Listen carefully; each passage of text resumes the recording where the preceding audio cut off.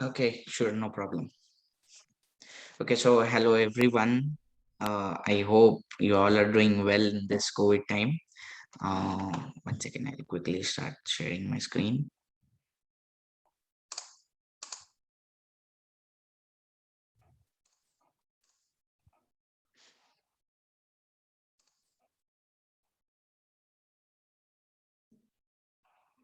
Everyone able to see my screen? Yep. Yeah, working. Okay, okay, thank you. So let's get started.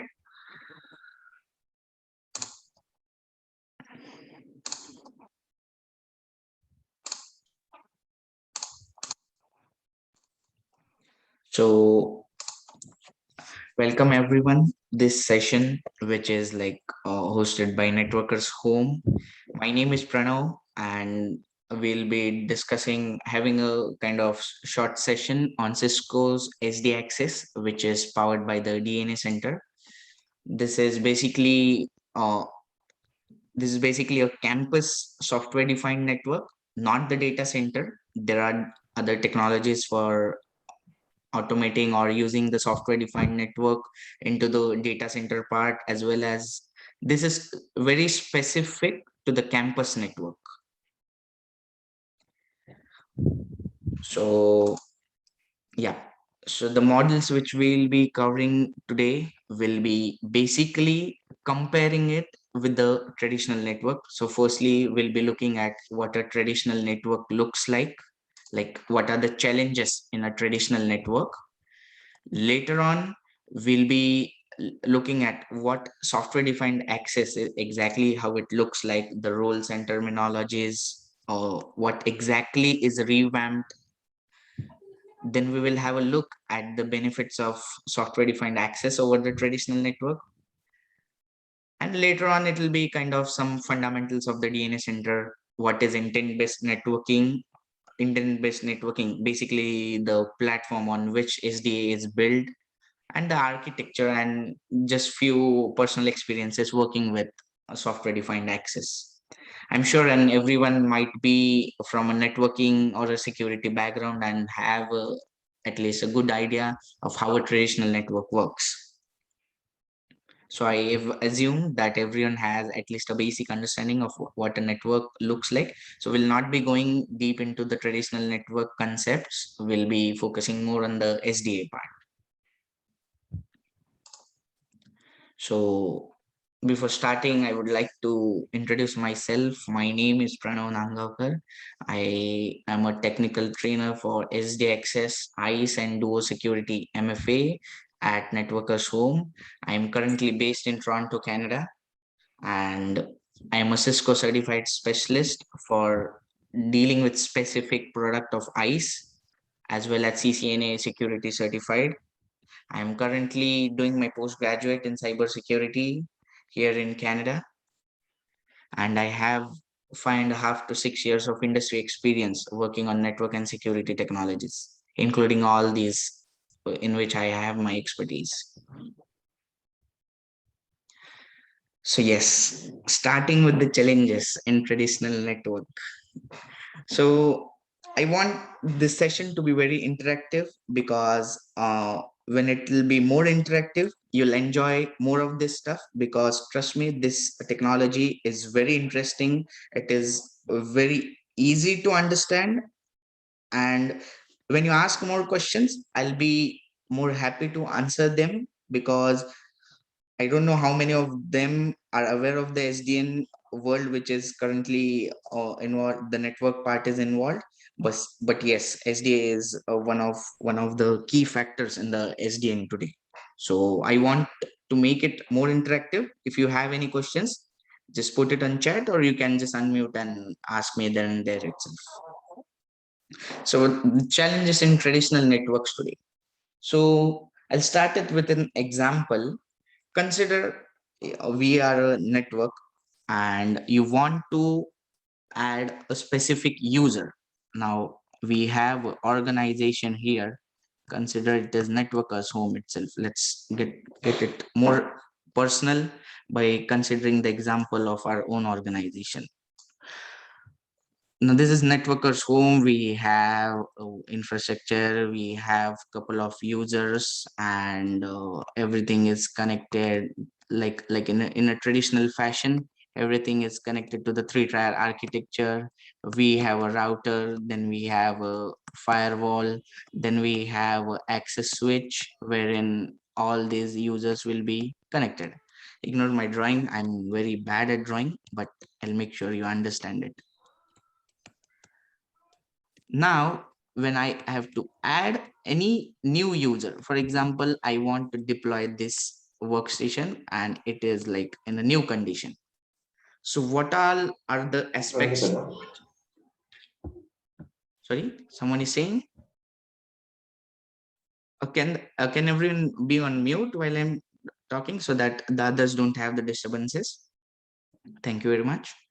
So when we want to add a specific workstation, what are the aspects which we look at in the current traditional network? Everyone might be aware. Let's have a look at that. So it is basically the first and foremost thing comes is the VLAN assignment. We assign a specific VLAN to the port, consider VLAN 20.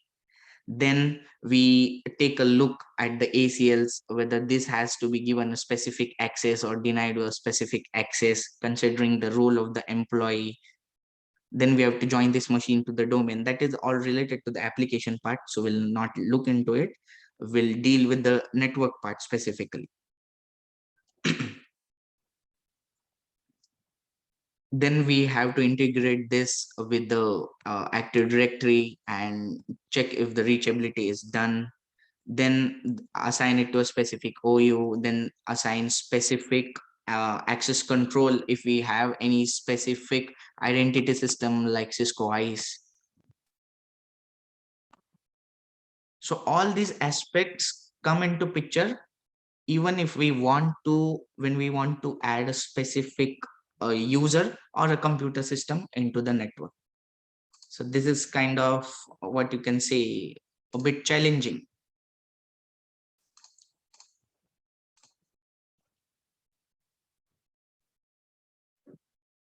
I'm sure everyone might be aware of this. You can see the hefty list of the access list. The access list number is just one. It's a extended access list 102. You can see so many permits and denies with so many IP addresses, everything IP addresses, different IP address, subnet mask, source and destination, port number, deny, denial, permit, permit. You see how many of them?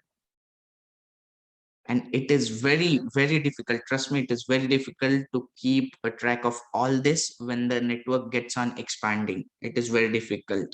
I've worked with organizations who have up to 10,000 ACLs on a single L3 switch or a router. 10,000 ACLs, can you imagine the number of lines it would extend to? It's very difficult to keep a track. And again, during troubleshooting, you have to filter among the specific IP address for the specific access list.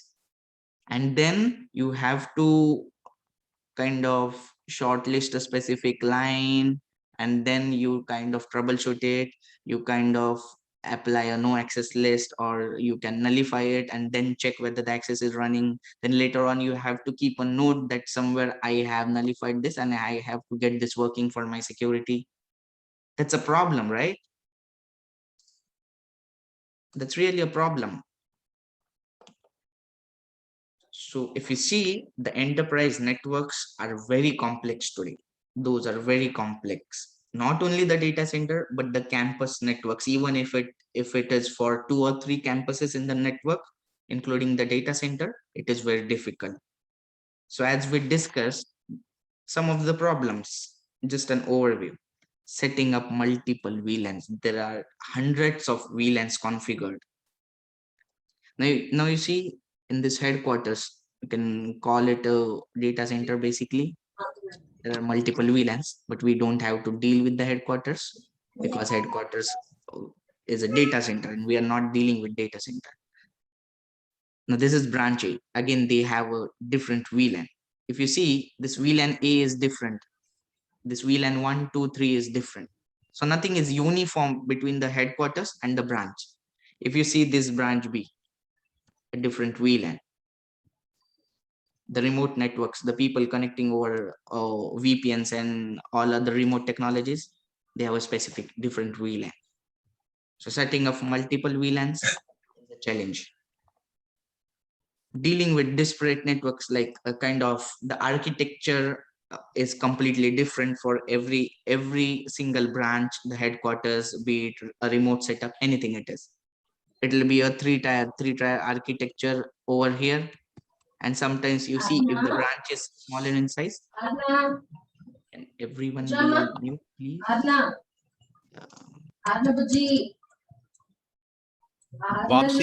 Vamsi, your mic is open. Yeah. Thank you. Dealing with disparate networks, we are discussing on this. It is more of a different architecture. Now you must have seen that. Specifically, this is in my working experience. There are most of the banks who literally isolate some of the branches or keep it like a very simple infrastructure, like they just have a router, they just have a switch, and they directly connect their endpoints. So it's difficult, no security, nothing, just go via this way and you have access to the headquarters.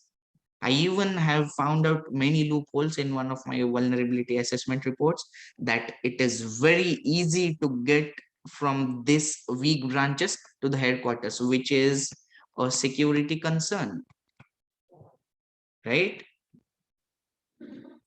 Next challenge is defining policies for LAN, wireless LAN, and WAN. Now, if you see, organization has basically three types of connections. One is wired. Next is wireless, which we will call it to keep it simple, WLAN. And one is WAN, but again, instead of considering it as WAN, we will consider it as the VPN traffic, where users connect remotely and they get access to the services in the data center. So you have to define specific policies for LAN. Wireless is very a different history altogether. It is a different part. We need to have a dedicated wireless team for dealing with that. We have a WAN team. And if you are aware, and even if you are not aware, let me tell you, organization consists of different teams for managing different set of technologies. Now, first comes the LAN team. Next, you have the WAN team. Next, you have the security team. Next, you have the perimeter security team. You have endpoint security team. There are so different types of teams. Again, I forgot, there is a separate wireless team as well. In my recent organization experience, they had a separate team for managing the wireless part. Difficult, right? And again, adding resources to scale. Now, if you want to kind of add a new switch, it's a problem because you have to consider your architecture, which is actually built, and then include this switch into the current architecture, which means your current architecture changes a bit. Even if it changes for 1 or 2%, yes, you have a change. So you have to consider the policies on this router, this firewall, again, these devices, the VLAN which they have been configured for, you have to configure it on this switch as well. If it is, if it comes into the network, you have to at least make it trunk or access to allow this specific traffic to pass via that specific switch. Hectic, right? I'm sure it is very hectic, and for those specifically working in a knock background, it is very hectic to manage this kind of networks. unmatched demands on the network. Digitization. You can see, if you see the statistics, they have mentioned that 26 billion network devices in the world in the year of 2020. The number might have increased by 1 or 2 billion easily due to work from home in the last year in 2021. So we have a lack of business and IT insights. Now, what lack of business and IT insights? Just give me a minute quickly. Now, what does this mean exactly?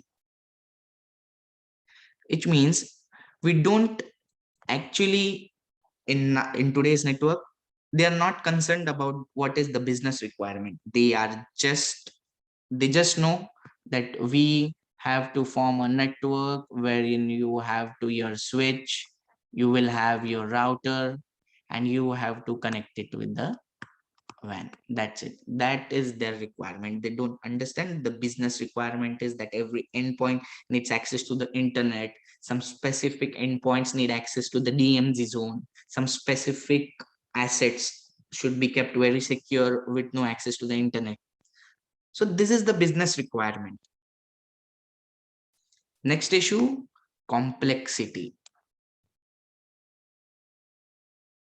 If you're not aware, let me tell you, in today's world, we are spending 5x cost on just the operations part, which is in business language, it is known as OPEX.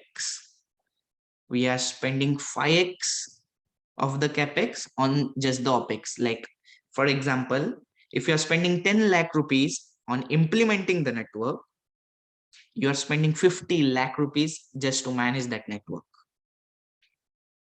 on this specific thing, network operations. And the ultimate concern of every organization is ultimately not met because it's a manual thing. You encounter daily, this is just a small figure, you encounter thousands of common threats daily, and they are increasing day by day. The number, the type of attacks which we are having nowadays, they are very sophisticated. Organizations, some of the small scale organizations don't even come to know that they were attacked if their data was breached. The attacks are those sophisticated nowadays.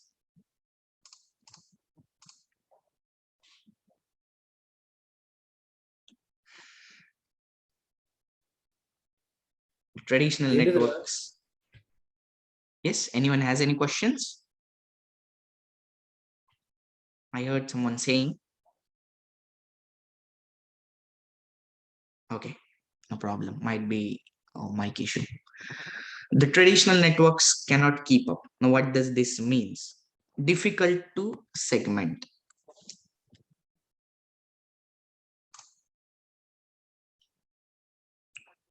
Now, what is difficult to segment? For example, let's keep it to a standard example so it is easy to understand. We have employees in an organization. Let's consider an example of ABC Bank. Okay. And we have a kind of branch in Mumbai. Or you can say very specifically in Bandra. Okay. And they have a kind of small setup. Now the type of users they have is employees. Now they also have contractors, which are like the company people who are managing their local area network, the WAN part, the SD-WAN part, whatever they have implemented. Then there are like some of the special privilege, or you can say higher management people who need like special privileges, special accounts, or special access. And we have different types of access list wherein the employees and contractors cannot speak to each other. The employees and higher management can speak to each other, kind of different ACLs, a set of ACLs. So a new employee comes. For example, I join a bank.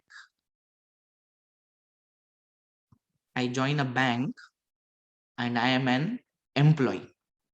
So for me to get into their network, they need to create my ID, assign a workstation to me,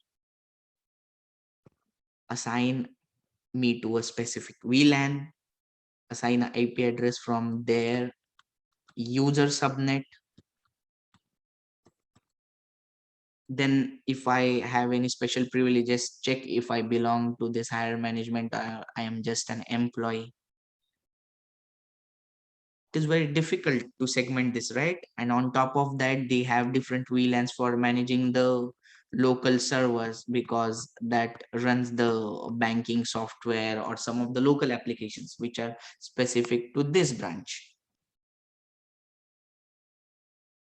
So what is happening? The user and endpoint type is increasing. I get my Windows machine. I want access on my iPhone to the wireless network. Sometimes I even use my tab. Different device types, different VLANs, different subnets, right? And the ultimate thing is it becomes very complex to manage. We have multiple steps, multiple user credentials, one for logging into the network, one for logging into the server, the complex interactions, multiple touch points. This is nothing but the configuration parts which I have to do specific to my user. And when I start saying that I'm not able to, this is a very common, you can say, question by any person who is not of a IT background. Now, in this scenario, I am not an IT person, I am a pure banking person.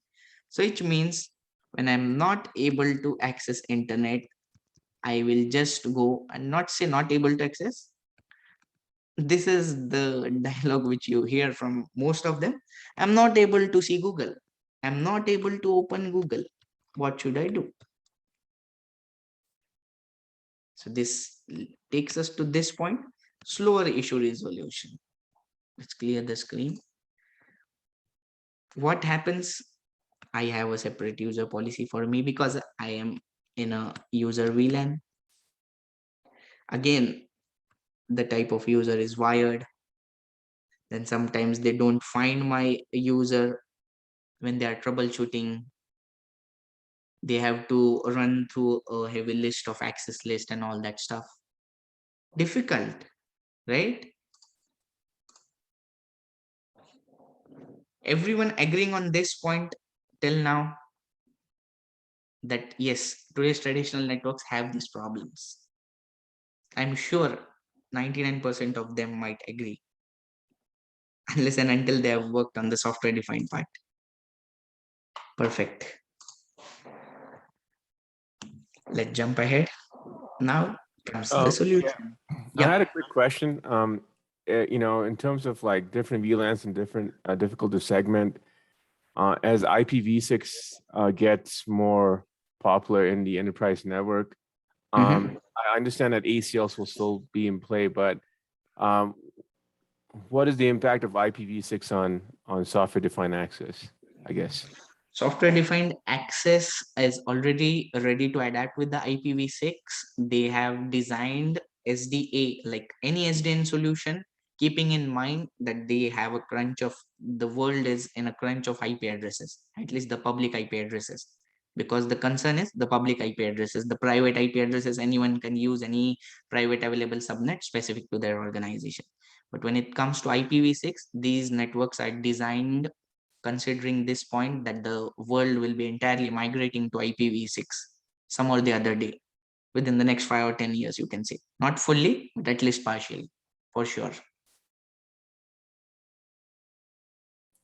Okay, thank you. Yeah. So, introduction to software defined access. Ah, you see how clean it looks. The diagrams also look so clean compared to these specific diagrams. Sure, everyone might agree on this point. And it is because it is that segmented, that easy, and it is kind of sorted, you can say. Everything has been in such a nice place. It is designed in such a wonderful manner that yes, every specific device has been assigned a specific role which they have to deal with. Okay, let's get deep into what exactly a SD access, software defined access networks, looks like. The most important component, Cisco DNA Center. I changed the color because blue contradicts. Let's make it green because red, it looks very bright on red. This is the key component of Cisco's software defined network, Cisco DNA Center. Trust me, they are making every software defined network technology they have integrated with DNA Center because this is their heart of solution. DNA, the name itself suggests. Now in our body, everyone knows the DNA is the smallest component, but in this specific context of network or Cisco's network, it is digital network architecture, DNA. So what this looks like, the wonderful thing they have done is they've separated out the policy part. Whenever you see this fingerprint, just remember ICE is there in pictures. My favorite product. ICE is there in picture. Whenever you see this specific fingerprint, yes, ICE is a part of that specific network. Wow. See, the last domain to get automation, network. Probably everyone had automation in their domain, be it servers, be it security, be it database. Software already had it because they are the starting point who actually developed this. But automation, trust me guys, network is the last domain to get into automation. Until now, we are like 50 or 60% of them still organizations. I'm speaking from organizations perspective, not pointing any one of you. They're still doing the manual part, typing the access list, assigning users to a specific VLAN manually, logging into every switches. Come on, man, this is a world of automation. You don't have to do everything yourself. You just fire up the scripts, you just click some clicks, and yes, your work is done. And there is this part, assurance, which takes care of your where most of your money goes, troubleshooting part. Implementing is easy, troubleshooting is very difficult. Trust me. So this is how a software defined access network looks like. You deploy as many switches as you want, doesn't matter. Still, the cloud thing remains, which means the components are tightly intact into this network. You don't have to bother on the outside world because this is your campus, this is your requirement, this is what your business needs.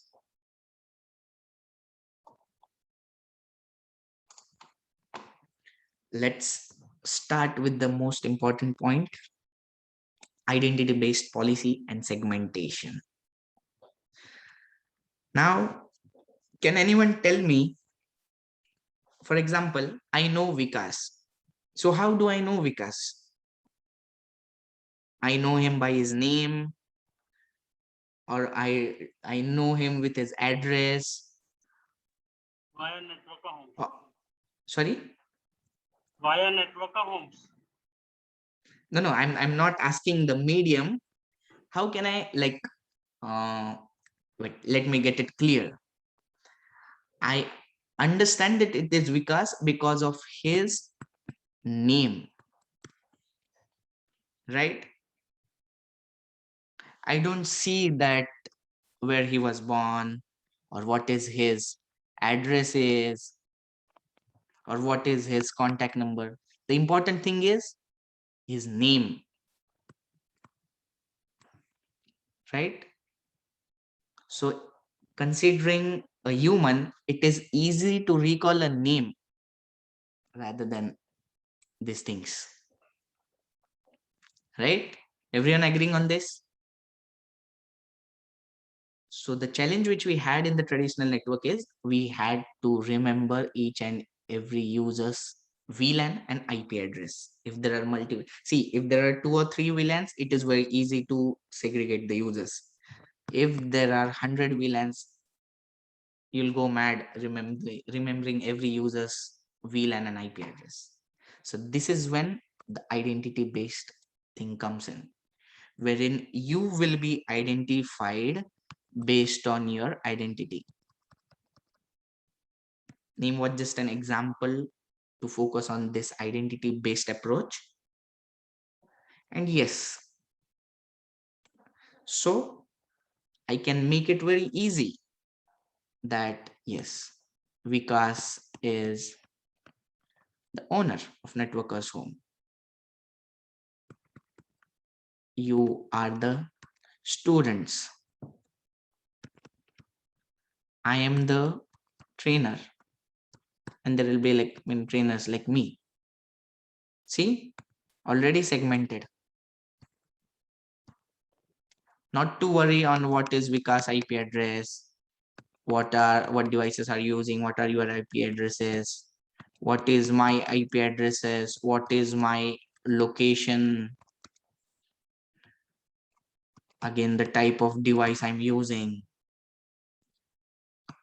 everything solved into this part, into this single feature, identity based policy and segmentation. Let's jump on to automated network fabric. You see, a single fabric has, this is wireless. A single fabric has the wired connectivities. Now consider this IP camera. Obviously, they have to connect it by a wire. There are IP cameras who work on wireless, but it is recommended to connect it in a wired format. And to deploy this specific configuration, I'm using just a centralized hub. I don't need to log into this device. I don't need to log into this device. I don't need to go to the wireless controller to do these things. Nothing. This is my boss. I have to do everything here. And yes, he does the work for me. I don't have to worry how he does it. Simple, isn't it? And insights and telemetry, you might be seeing nowadays lots of artificial intelligence, machine learning stuff going in and out. Around the industry, everyone is trying to match up with this. Why this? Because you need to give experience to your users using the applications and the customers using the applications. So remember, this technology was built with a point in mind that the application, or to be very specific, the intent of what to do is important. So what to do is more important. What to do? Add a PC to the network rather than focusing on how to do. How to do? That's not my part. I just have to specify who will be using it. I am the user. I'll be using it. That's it. I'll be hooked up onto this network. You plug into any port, you are done. And again, since we have this thing, my identity follows me. I mean, the policy based on my identity follows me. See this part? Even if the user changes the floor. Now, if I'm in the networker's home building and I'm on the second floor and I jump onto the fourth floor. I don't have to check whether I have to connect to a switch or which wireless network they have a separate wireless network or not. Nothing. My identity is my policy. I change the floor, still I have the same level of access. I don't have to worry on that part. So Because, Pranav, I have a question here. yeah, please. Your name? Yeah. So Sujit, Yeah, Sujit, go ahead. well, my question is, so this technology is completely focusing on the endpoints, right? Endpoint nodes. Perfect. Yes. Right. So I was just thinking, we already have, SD-WAN technology, and why do we need something similar to that? Because topology looks very similar. Instead of Cisco DNA Center, we have the controllers when it comes to SD-WAN. So, so The this is, vManage controller. that's right. So this is completely focusing on the endpoint nodes, right? See, I'll short and sweet answer. ACI data center,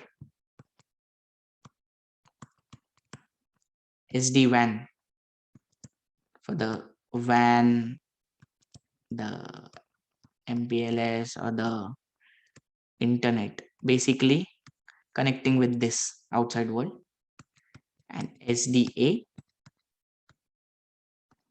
campus branch, or you answered it very correctly. You yourself answered your question. Endpoints. Keep this thing in mind.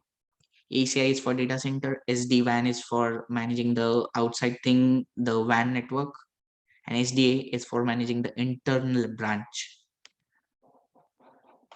This is Cisco's idea of going forward with all the three domains. So yes, you said it very correctly, and a very important point. This is very endpoint specific technology. Thank you, Pranav. Yep, you're welcome. This is Swami here. I have a question for you. Yep. I understand the piece with the wireless where mobility comes into picture. Like, you connect to your Wi-Fi network, you going from second to fourth floor, basically your user mobility with respect to that.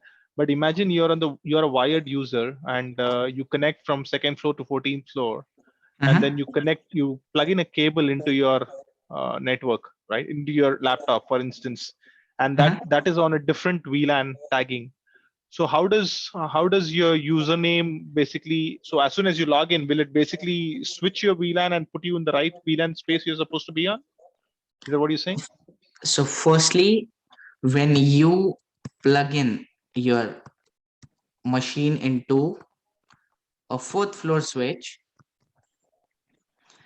I am not assigned anything. The first and foremost thing they do is, first it checks my authenticity, whether I am actually the user.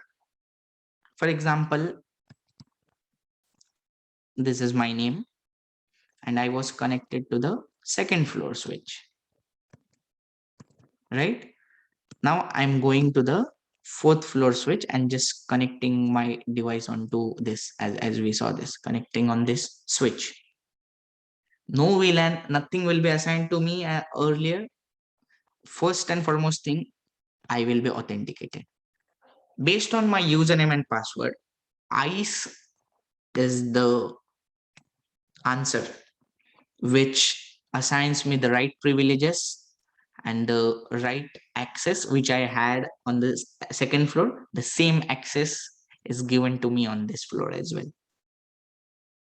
So the policy part, I don't have to worry. The authentication part, I don't have to worry. The rights and access or the VLAN part, I don't have to worry. So, so Pranav, really quick. So essentially, what you're saying is when the laptop plugs into the full floor switch mode, right?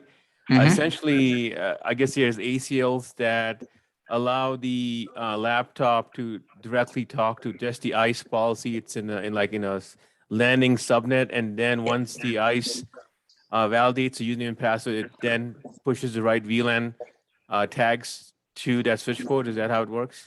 Exactly. Okay. You're correct. And Pranav, And well, yeah. if that's the case, let's say where different locations also follow the same policy, right? Let's say I'm from Bangalore and I'm going to, let's say, Mumbai. We have another branch. I'm going into that branch and I'm plugging in that device. So the same scenario should work out there as well, right? The same scenario should work out, but there are different concepts known as different sites, wherein we have to establish the intra site configuration, and that is kind of what you can say an advanced configuration which you have. Yes, the thing which you are saying is 100% possible. When you visit Mumbai for your meetings and you connect to your Mumbai office, obviously based on your Well, identity, you should get the yeah, same level of access. This is what right. you're trying to say, right? That's right. That's right. Irrespective of the location, if it is, looking at my identity. Exactly. Yes, that is possible. That is possible. All right. Yes. Thank you. Any more questions related to this specific architecture? Should we jump ahead? Oh, sure, sure. Okay, thank you. This is kind of just like for kind of more image specific. I wanted to make it look nice. Innovation would be faster because of the insights and actions, because we know what everyone is doing into the network. We have a track of everything under the magnifying glass. The cost and complexity is reduced because we are using automation. Trust me, automation is a thing where you can make the human errors, because lot of problems nowadays are because of this. Because yes, we are humans, we tend to forget, we tend to misconfigure something. Yes, it is habit, it shouldn't be habitual, but it happens. We cannot blame anyone. So the answer to that is just do this, and you don't have to depend. It's 0% human error. No worries, nothing. Ultimately, you're solving the complexity and the cost. And the most important thing, at least for me, is security and compliance. You have to comply with the organization policies, with the local authorities or the country laws, whatever it is, whatever you may call it. It is a different point altogether. But yes, compliance is very necessary, because compliance is a thing which keeps a track whether everyone is following the policies or not. So be it a network policy or an employee policy, based on the behavior. Compliance, you go anywhere, it is a mandatory. And again, security, because investing so much money and you don't have security, anyone can get access to your network from outside. That shouldn't be the case. So ultimately, these two things lower the risk. These things reduce the cost and complexity. And due to this thing, that is insights and actions, the network engineers or the NOC engineers should be kept happy, right? Because nowadays you have any issue, even if the application doesn't run. I know everyone might be having this in mind. I too have faced this. Even if it is application issue, what we are blamed is, no, it is a network issue, until and unless you present them the exact logs that no, my device is allowing this, or my device has the configuration which everyone has, which every port has. I'm not denying any specific port, so yes, it is not my problem. You have to prove that. So here, this thing helps you to get the proper logs, the insights, the pattern of how the network is. There's a lot of artificial intelligence and machine learning used in DNA Center. It's really amazing. We'll get into it in the later stage. Okay, so benefits, streamlined design. Now, what is streamlined design? This thing. This thing. See, everything is proper, streamlined.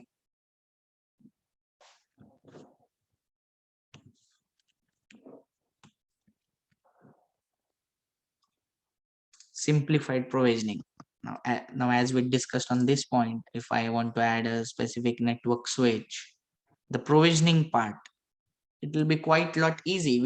We are going on that specific discussion soon on what exactly are the components, what are the different options, what is the process which we have to follow when deploying a specific switch or to set up the entire network. We'll be dealing with that thing soon. The design provisioning, the important part, segmentation, how to segment, divide different users into different groups. Today we call it as a VLAN, but it is actually identity based policy or an identity based segmentation. This is how it should be. The policy enforcement based on that, again, the security posture, like my endpoint or the organization, the employees in my organization, whether they have this specific antivirus, is their machine rooted or not. Many of them nowadays don't like to follow the operating system. They root the mobile and then they use it, but it is dangerous to use such devices, whether that device is rooted or not. Everything will be checked in this policy enforcement. The Sorry, what was that? viruses. Sorry, I Sorry? didn't get that. The mobile is rooted. I don't understand what that means. It means if you are using a rooted device, it would be harmful to the network, right? Because when a mobile is rooted, you get full access to the system, right? The Android OS, you have a root access. You can install anything. You can even Yeah. install Windows apps on the mobile. Yeah. So basically, in the Apple world, they call it jailbreaking. So it's the same Jailbreaking, thing. exactly. Yes, you're right. They call it jailbreaking. Okay. So if my jailbroken device is connected to the network or not, everything can be checked in this policy enforcement part, handled by the co-leader of DNA Center, Identity Services Engine. Nice. And insights and telemetry, as we discussed, this is the raw data or the pattern of the users connecting, the types of devices connecting, or the different switches, how they behave.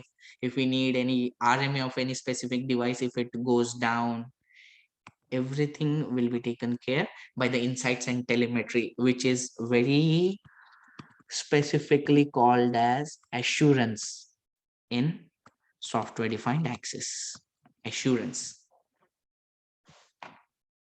This, trust me, this is kind of has become a separate domain into software defined access nowadays.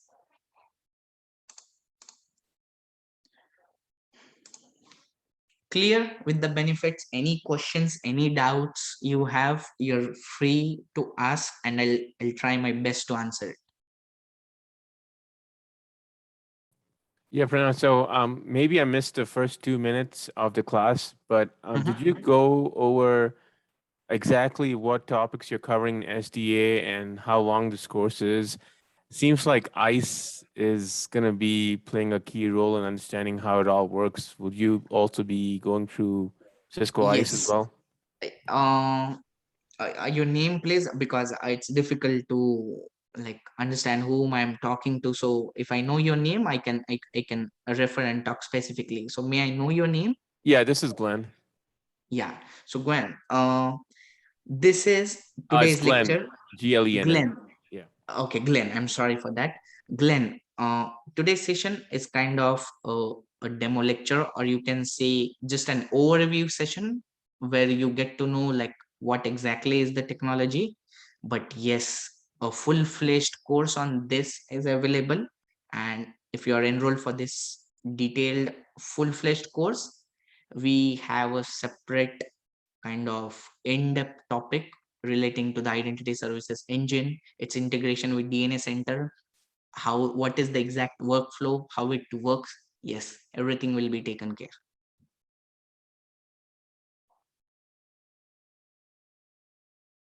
Did I answer your question? Yeah, you answered my second. Yeah, you answered my second part. The first part is how long is that course? I am enrolled with the program, so I'm just curious to know how long this course is going to take, and is it going to be in the same time zone as today? I think for that you have to contact Vikas. Okay. Yeah, he may guide you better on that part rather than me. Okay. Yeah, it should be around 40 hours. What I have seen the content guidelines and everything else and what Pranav has sent me.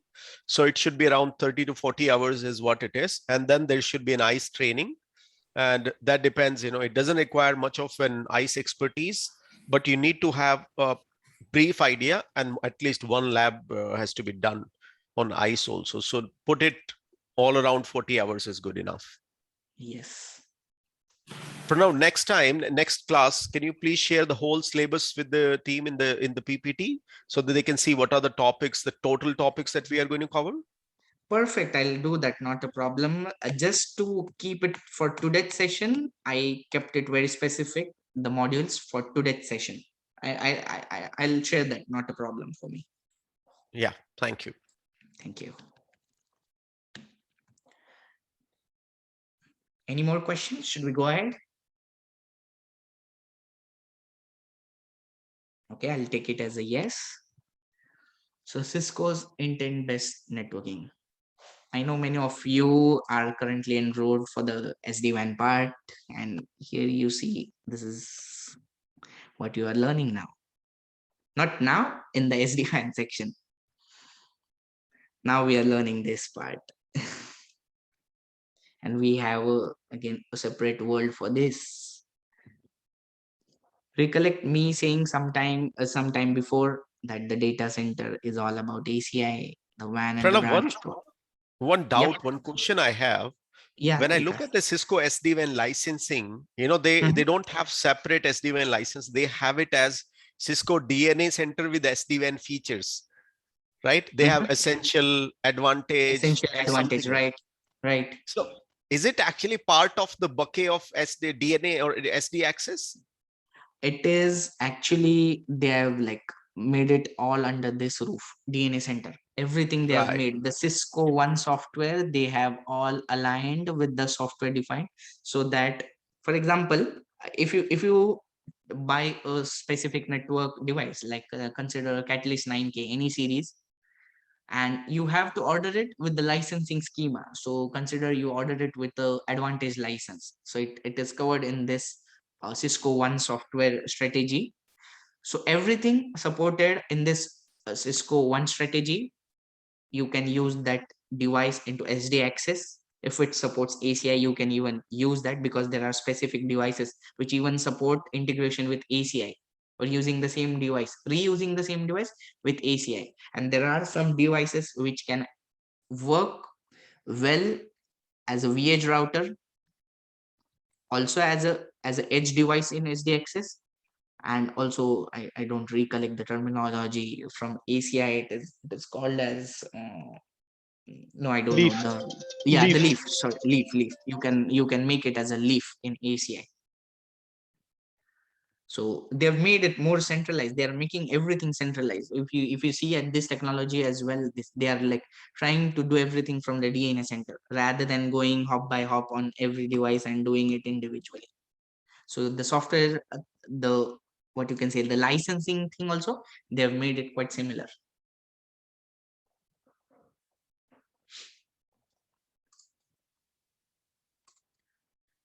Okay, so intent-based network.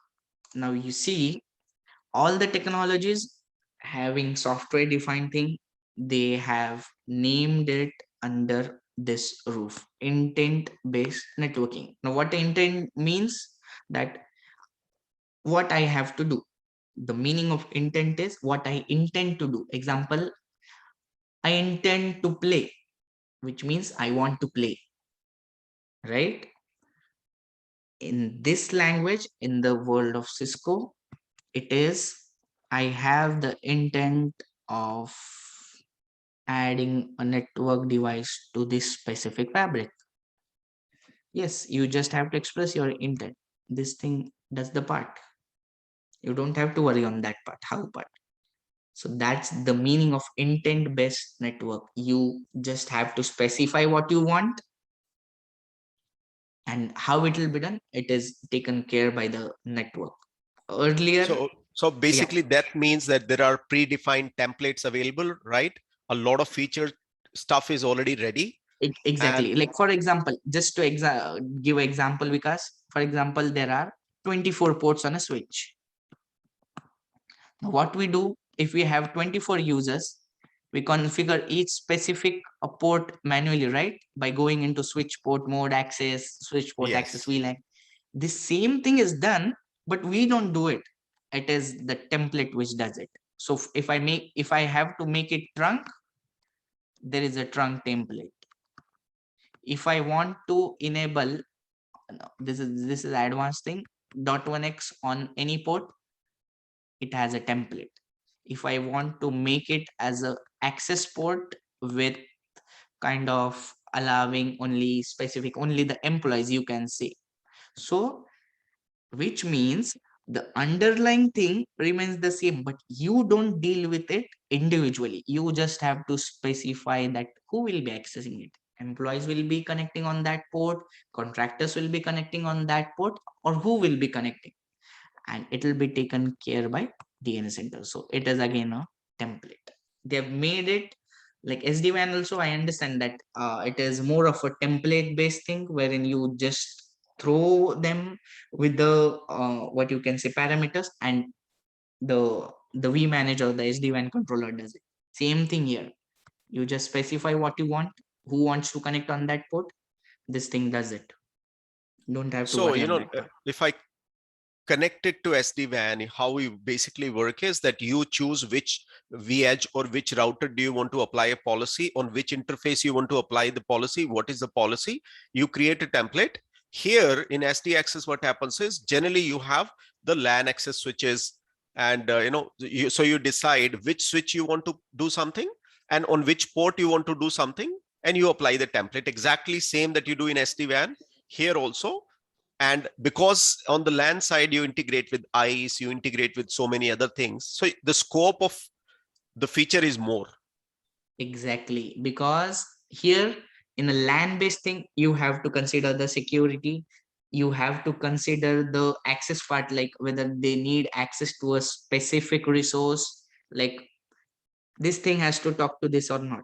This thing has to, in a return direction, has to talk or not.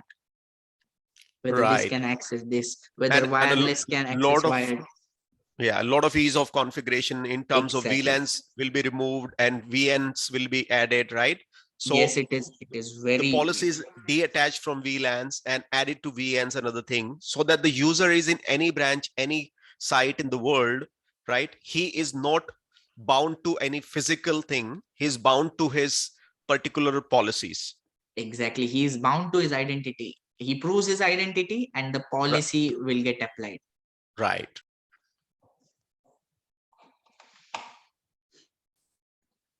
Okay, so this was all about intent-based network, all these three technologies. That's the reason I have put like I have used this diagram so that you get a whole lot of big picture. This is the big picture, and we are dealing with this specific piece of that whole lot of like big picture.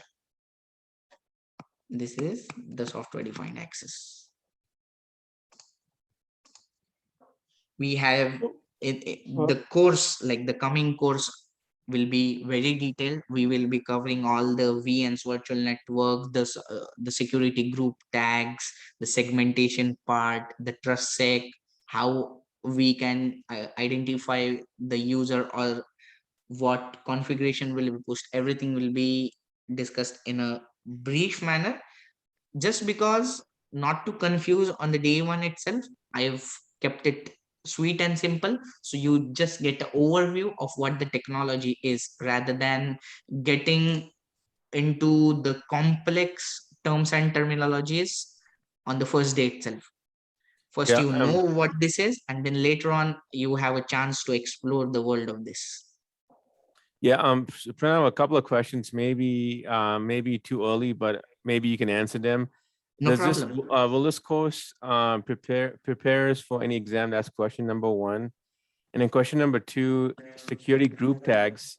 Is that connected to VXLANs and stuff? No, no. Okay. SGT is micro segmentation. VXLAN is a complete different topic, which is like you can have more segmentation on the network.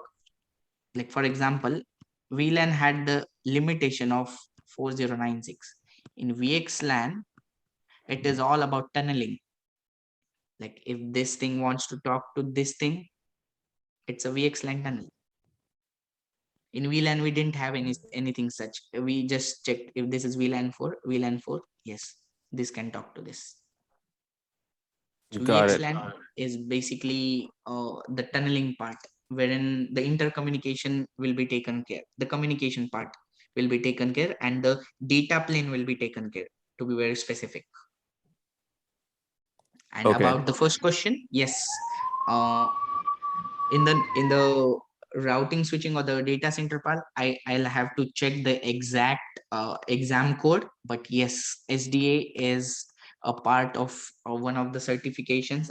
I'm not sure because I'm more into the security part, so I'll check and get back to you in the next session on the certification part, that which certification. Yep. Yeah, that's fine. And then is security group tags, is that a Cisco proprietary mechanism?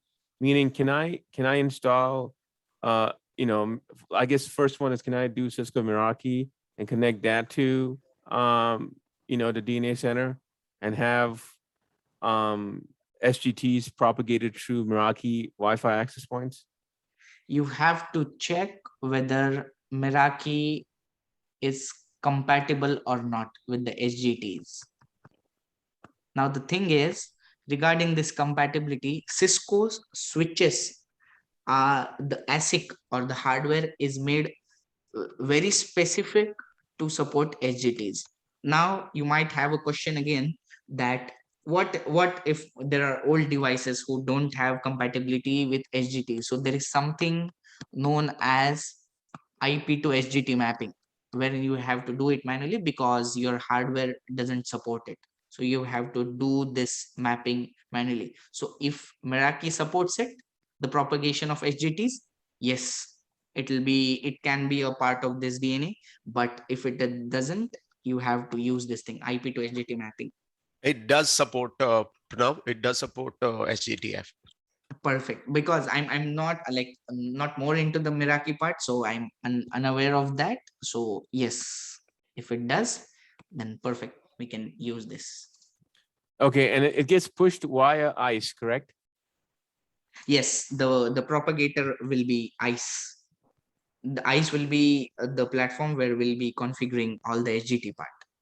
Got it. And then will ICE also be the platform to do the IP to SGT conversion Exactly. in case Yes. via AAA override, in case, certain equipment is not as, SGT compatible, like you mentioned?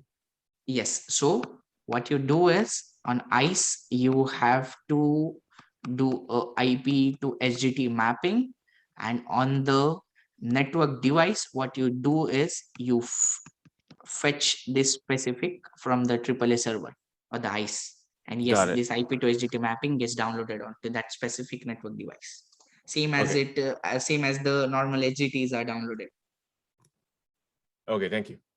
Okay.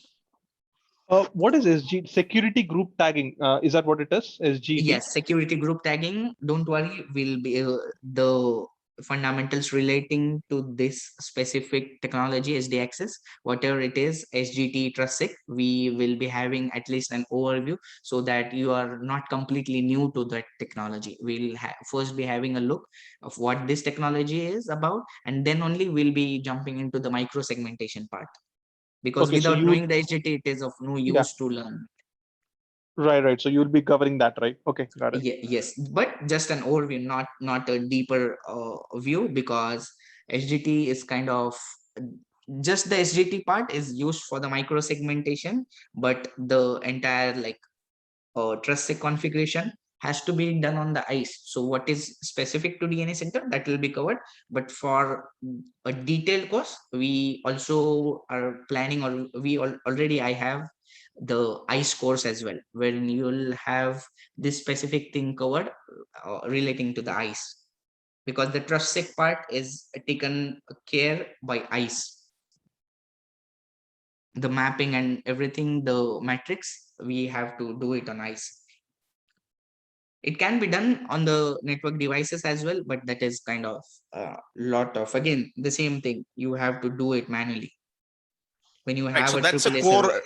That's a core ICE topic. In fact, DNA Center is just used to push the policies. You don't create policies here, especially related to security. You rely Yes. on Cisco ICE. Yes, and ICE, like you must have heard about that PX protocol. It converts that into DNA specific language and pushes it onto the devices. So like DNA and ICE are tightly integrated in this solution. So whatever you do here, it is available on the DNA Center. The terminologies may change, but the actual concept or the actual thing remains the same. Okay, So excellent. And Pranav, the reason for having you as a master of this class, as a trainer of this class, is that the kind of experience you have on the security, right, and the kind of background you have in terms of your education is from one of the most premium engineering colleges, BITS, right? And Yes, then Bitspillen. you have a solid experience, hands-on 6-year experience on ICE and SD access, doing hands-on for a top Indian company. And then you planned that I want to go further and I want to enhance my knowledge. I want to go to Canada, and you got admission for your master's program, which you're doing right now, right? So we have a lot of expectation in terms of, share us a lot of practical knowledge, the industry's knowledge. 100%, because just what you can say, an eye opener. Don't judge me on this. This thing, the easy it looks, the complex it becomes. Trust me, we have like it has a lot of components, because it is an entire new world. This thing is an entire new world to the network domain. Until now, we are just used the switches, the 3-tier architecture, the VLANs, the IP addresses. We are just used to that. But trust me, this has got a whole new bunch of things. Like you'll find everything new in this. It is like completely revamped. Everything is revamped.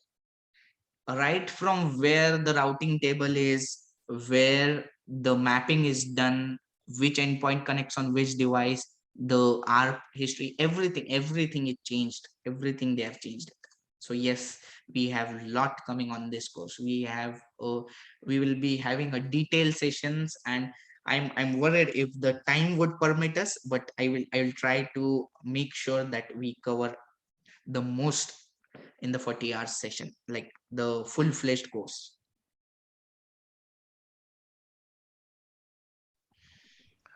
Yeah, hello. Yes. Hello, Pranav or Vikas, can any one of you can answer my couple of questions actually. Let me introduce myself. My name is Prithviraj. Okay, I have joined NH a year back almost actually. So I'm working as a datacom test engineer in a reputed company. So my doubts are like, so what is the minimum? I mean, prerequisite for the taking this course? And mainly my work area is routing and switching part. So is this will be useful for those, or we need to go for any other kind of domain knowledge. I mean, say for example, you can understand, right? So my role will be a different one if I take. So how it will be helpful, and what are the prerequisites for these things? These are my doubts actually. Okay. Okay, can you please tell me which program are you enrolled into? Because my is CCNP Enterprise actually. First I have CCNP. resigned, yeah, CCNA. Later after completion is CCNP Enterprise. Okay, it's in fact is a part of CCNP also now. And you know what happens is SD-WAN and SD access, these two technologies today can take you to a different level of jobs in the market, because the market for these two new technologies is huge. And in terms of the upgradation and money also, this will be a huge advantage to anybody who learns these two technologies, because all large MNC companies, see, if you are working for a company which is still on the old technologies, right? Yeah. If you try to move to a large company like HP or Cisco or anybody else, right, where the big money is, they will actually require people on these technologies rather than the routing and switching, because that's almost gone from all the bigger campuses these days. Perfect. Okay. Okay. So yes, what you're saying is SD-WAN and this topics also will cover in CCNP Enterprise also, right? That's what you're. SD-WAN classes are going on. It's almost now 3 classes left, but you can enroll into next one also. But yes, as far as the CCNP is concerned, the program has it. But what we are trying to achieve with Pranav here is CCIE level content here, and basically, correlating it to a bigger topology and all that, which will come after this training is over. We are going to add it to SD-WAN and do a lot of labbing and all that. So basically 90% of the students in this batch are the one who have enrolled for CCI with us. Sure. Okay. Okay. Thank you. Thank you for clarification. Because I'm Pranav. Yeah, no problem.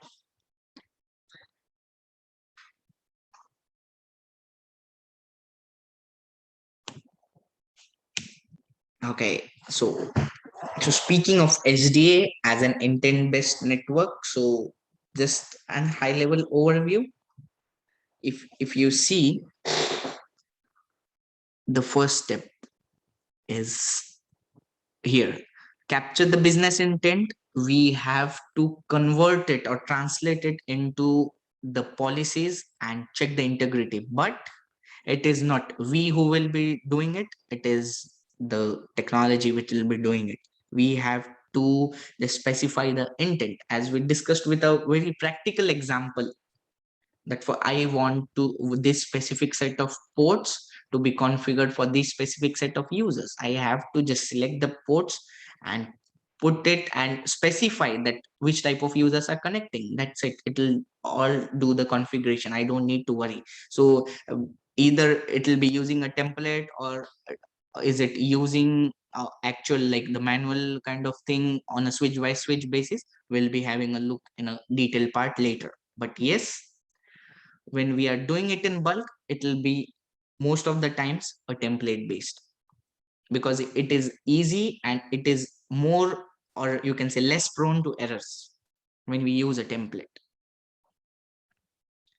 The next thing is orchestrate policies and configure system. Now, orchestrate means you have to, it will be identified which all devices, like if it is wireless, the access point comes into picture, the switch where the access point is connected, it comes into picture, the wireless controller comes into the picture. So the DNA center orchestrates the policies and configures these physical infrastructure accordingly, whatever is a part of the SDA fabric.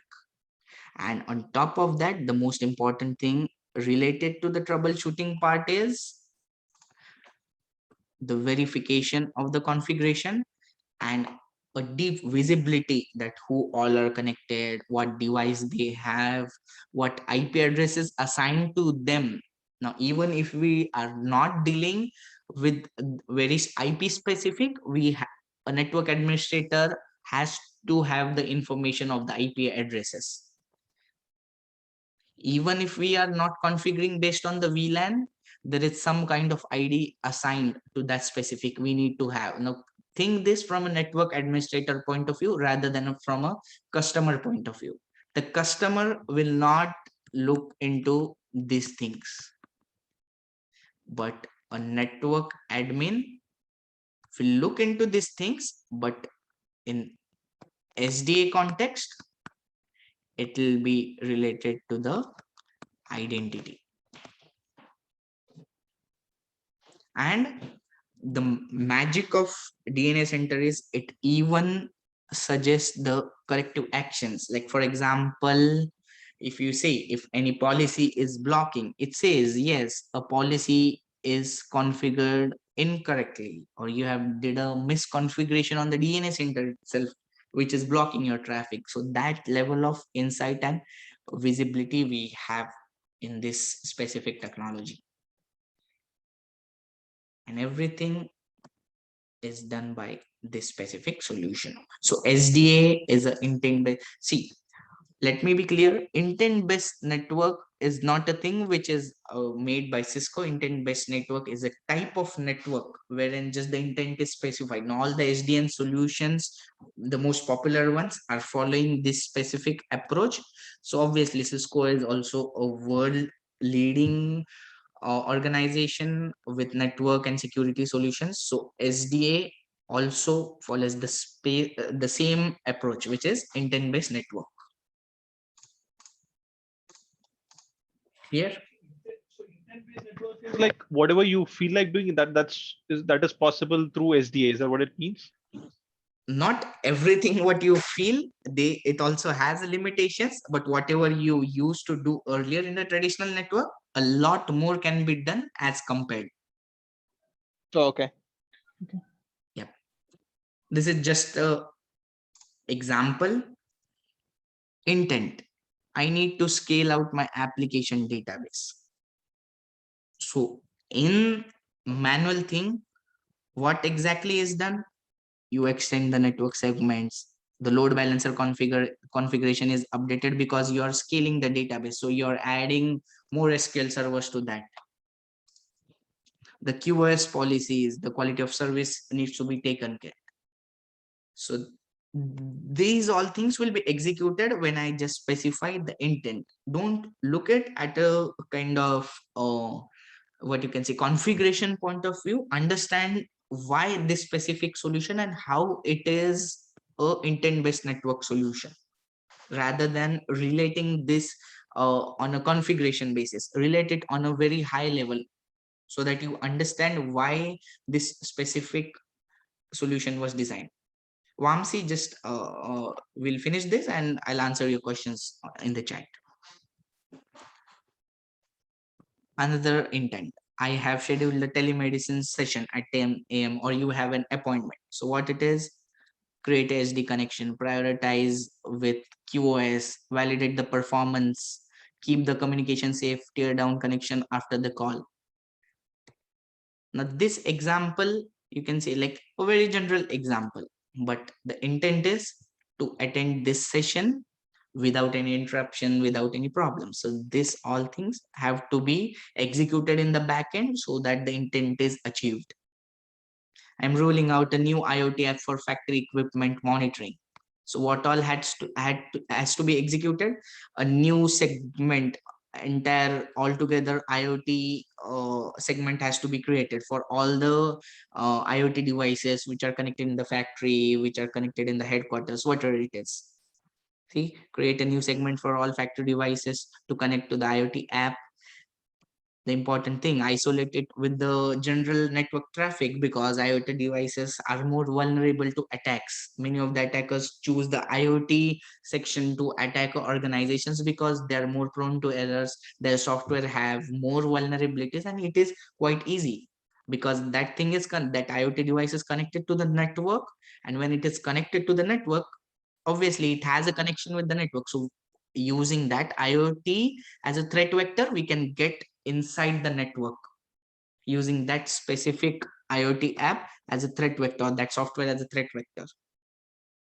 I need to deploy a secure multi-tier application. So for this, we have to provision multiple networks and subnets.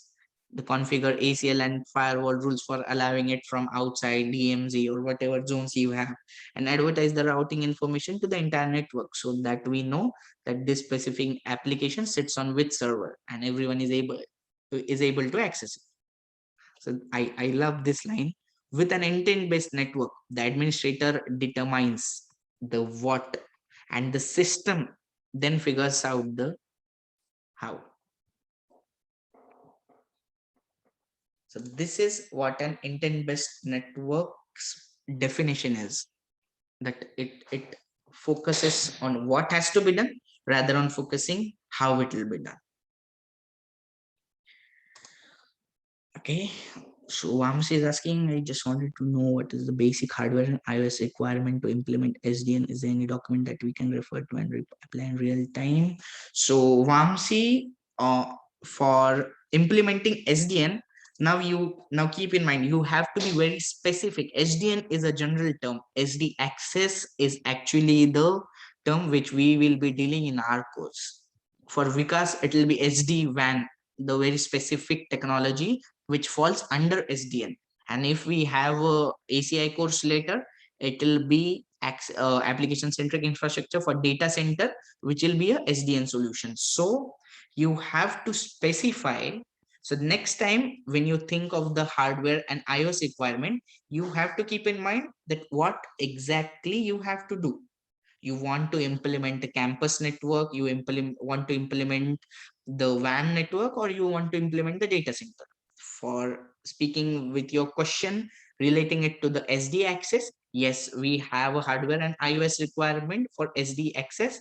And yes, that document will also be, it will be also a part of the training wherein we'll be checking on the hardware components which support the different kinds of roles and terminologies of the devices, and those specific devices can be interchanged and used as well. Like there are multiple models in the Catalyst 9K family wherein you can use those devices for a specific role.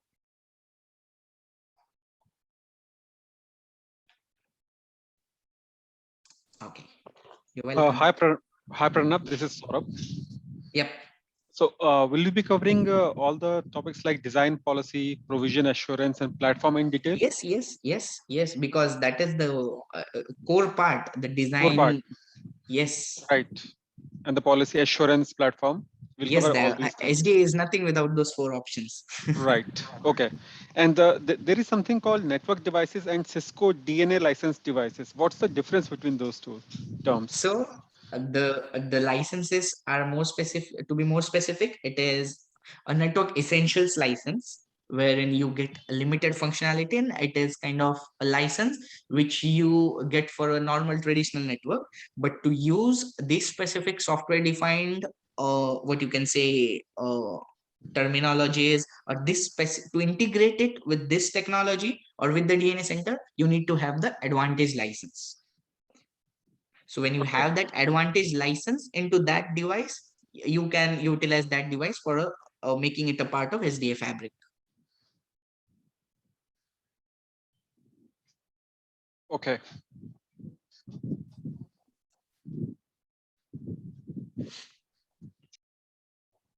So this is the actual SDXS architecture. Now let's dive a bit deep into it. Before jumping onto this, keep in mind it is divided into 2 different parts. One is SDXS.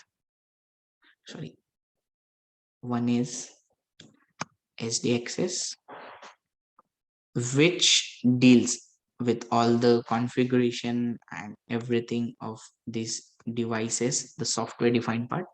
And there is a campus fabric which deals with the control plane, data plane, policy plane. So these 2 are different terms. Campus fabric is built with the help of SDXS.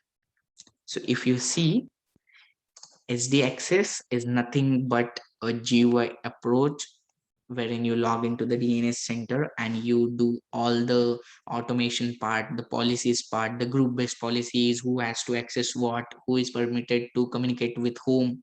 Everything is done within this SDXS, which can be or not can be, which is done in the DNA center. Remember, when deploying a Cisco DNA Center, it is not mandatory to implement SDXS. You can implement DNA Center only for the automation and assurance as well.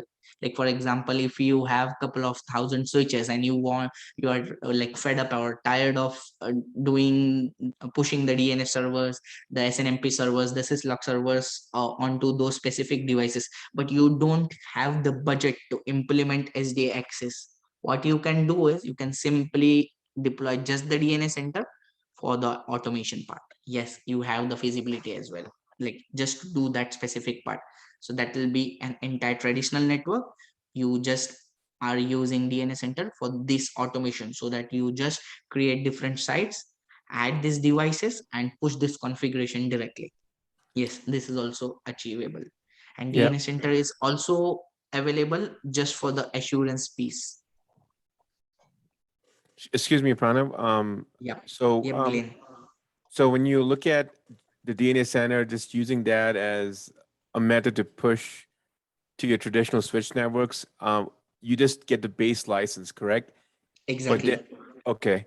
But then if you want to start implementing SD access, would that be the second tier license? And what's that called? Advantage or something? Yes, that is advantage license. And when you are implementing a traditional network to a software defined access network, you cannot take this entire traditional network in day one onto SD network.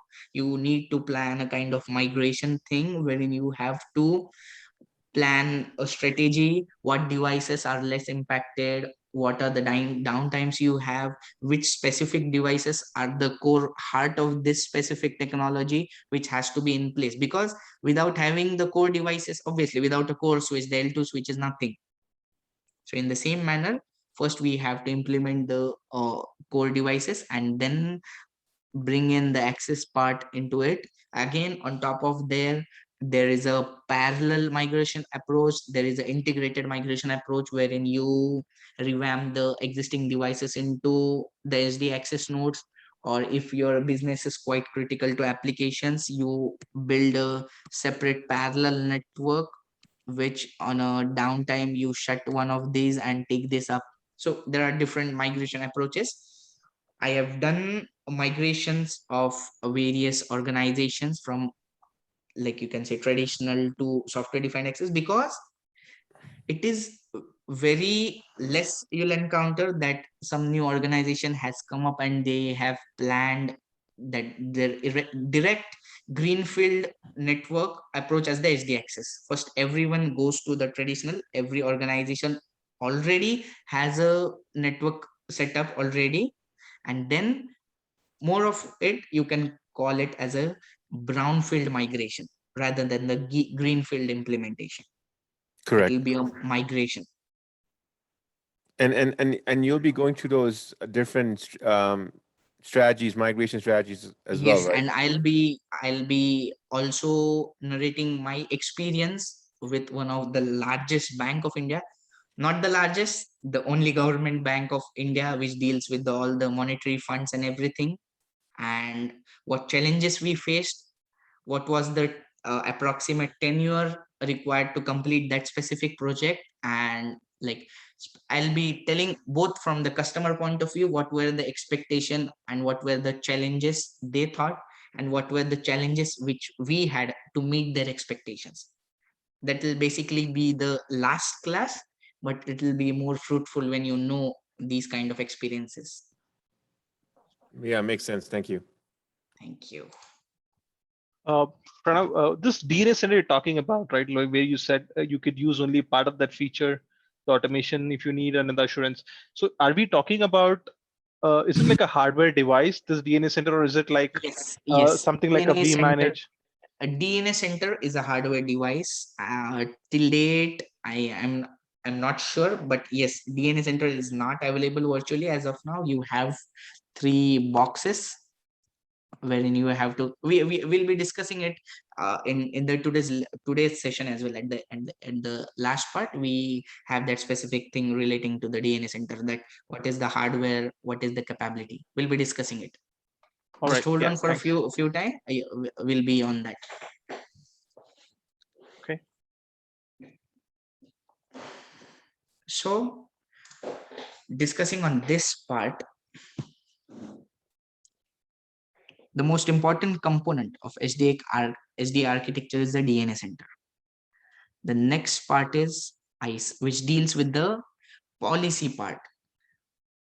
Now, if you see the CLI or API approach to build a Lisp VXLAN CTS fabric. Now, what is Lisp? Lisp is basically the control plane communication. I'm telling it on a very high level overview. We will be dealing it in a very detailed fashion, even the packet flow as well, that how the packet flows from here to here to here for going out. So don't worry on that part. CTS fabric is the, sorry, CTS, not CTS fabric, it is CTS. CTS is basically the Cisco TrustSec, which deals with the micro segmentation part, to be specific. And for box by box configuration, which is done by the DNA center itself, we use this technology, netconf or yang.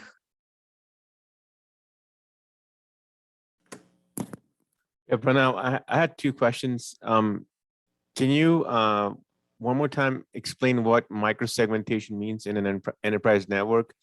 And the Okay. second thing is API provides device automation via netconf and yang. Is that different from REST APIs?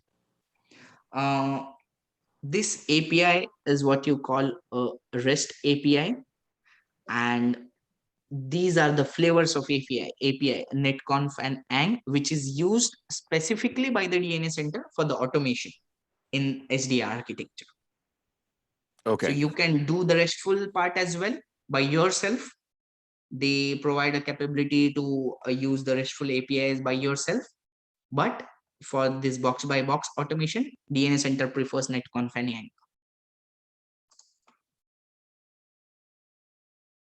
So they're And- 2 separate things. Netconf and yang are 2 separate things, or they interchangeably used to the same names? These are the protocols.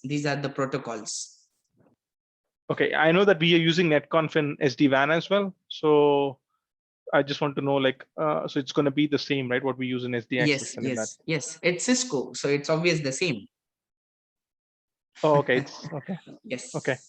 And a second question is, so basically the Lisp and the VXLAN, right? We aren't aware of those concepts. So you'll be touching those, right? When you actually go through those. Yes. Lisp will be the control plane. VXLAN will be the data plane. I'll be touch basing that as well. Okay. Yeah. Thank you.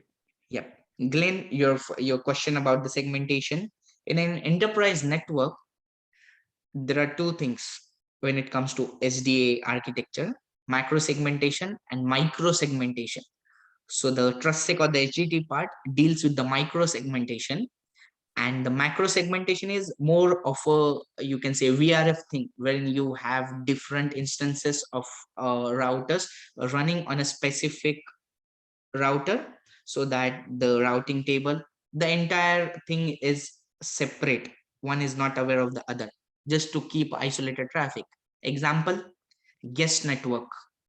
You don't want your guests to interfere into your campus network and know what exactly is running. A guest may be an intruder as well, right?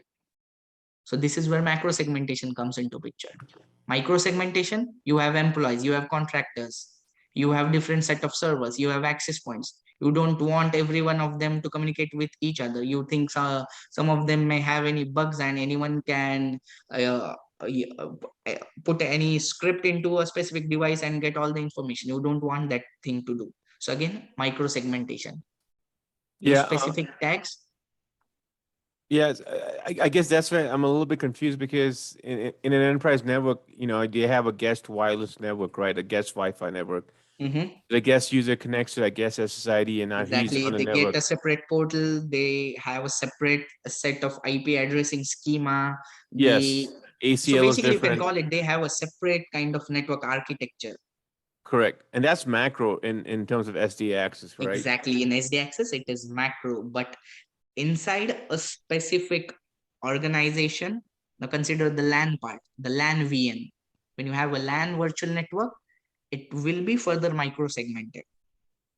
And LAN and guest are my macro segments, the bigger versions, the VRF kind of thing. Okay. Thank you. Yeah. So this is all about the campus fabric. Let's quickly jump on to the high level overview of the fabric rules. So if you see, as we discussed, DNA Center comprises of these three things. I don't know why my stylus is using a different color. 1 second. Yep. ICE, which is the Identity Services Engine for managing the identity services or the policy part. Cisco DNA Center comprises of this thing, NCP, which is network configuration, which is done using the automation. It also has the assurance engine, which is popularly known as network data platform, NDP, network data platform, which takes care of the assurance, the insights, what issues are there in the network, are there any port blockings, are there any existing ACLs which are blocking the traffic.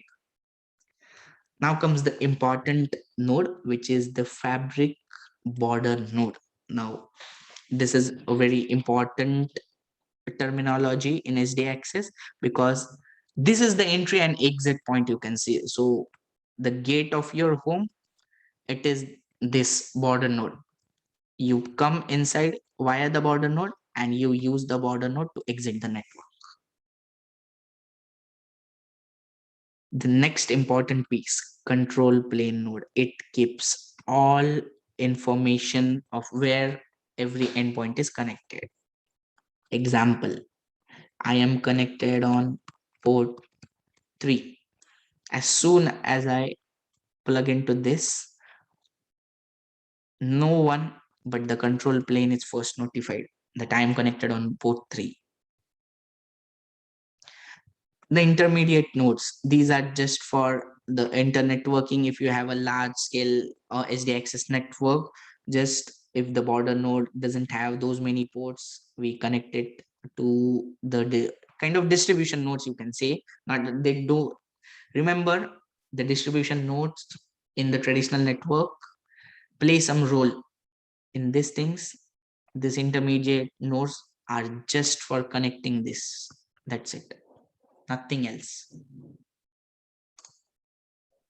But can you just repeat it again, please? I didn't understand what you said. Sorry. Oh, okay. The fabric border nodes are the nodes which connect the fabric with the outside world. So to get inside a fabric or to get outside the fabric, for an endpoint to get outside the fabric, it is the border nodes which deal with this thing. So to connect with the outside world, you have to do the configuration on the border nodes. To connect it with the DNA center, you have to do it with the border nodes. So these, as I said, is the gate which deals with the entry and exit. Yeah. So Pranav, So can you they are give some- essentially router, right? Yeah, they are routers. They are routers. Okay, is it routers and firewalls together? Because No, usually, no. It to be very specific, those are Catalyst 9K L3 switches working as a border node. The terminology is different, and the switch hardware we will be discussing it in the later part. What all it is supporting.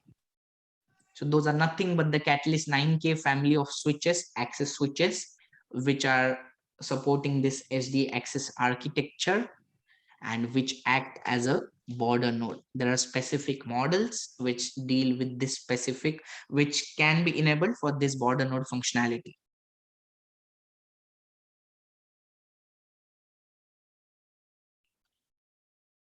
These are the intermediate nodes which are used just for the purpose of connecting the border with a lot of access nodes if you have a lot of them. Else, like you can directly connect fabric edge nodes with the border nodes. Fabric edge node, this is your leaf. You can say any endpoint, it has to connect to the edge nodes, nothing else. You cannot connect your endpoint with any of this. Any endpoint, be it any kind of like wireless, wired, anything, it has to go to this. Even the access point, it either connects to this or you have kind of extended node kind of thing. But yes, every traffic coming from the endpoint comes from the access node only, nothing else. So it almost looks like a core distribution access layer, right? Is it? Exactly. Okay. Just the naming conventions have been changed, and the way in which they work, that has been changed. Pranav, these B fabric border nodes are at least 9,000, right? Yes, And even the control plane node is at least 9,000. this That's is the connecting the 9,000. wireless. This is the 9,000. This is the 9,000. Everything 9,000. Okay, 92, 98, all this. Yes.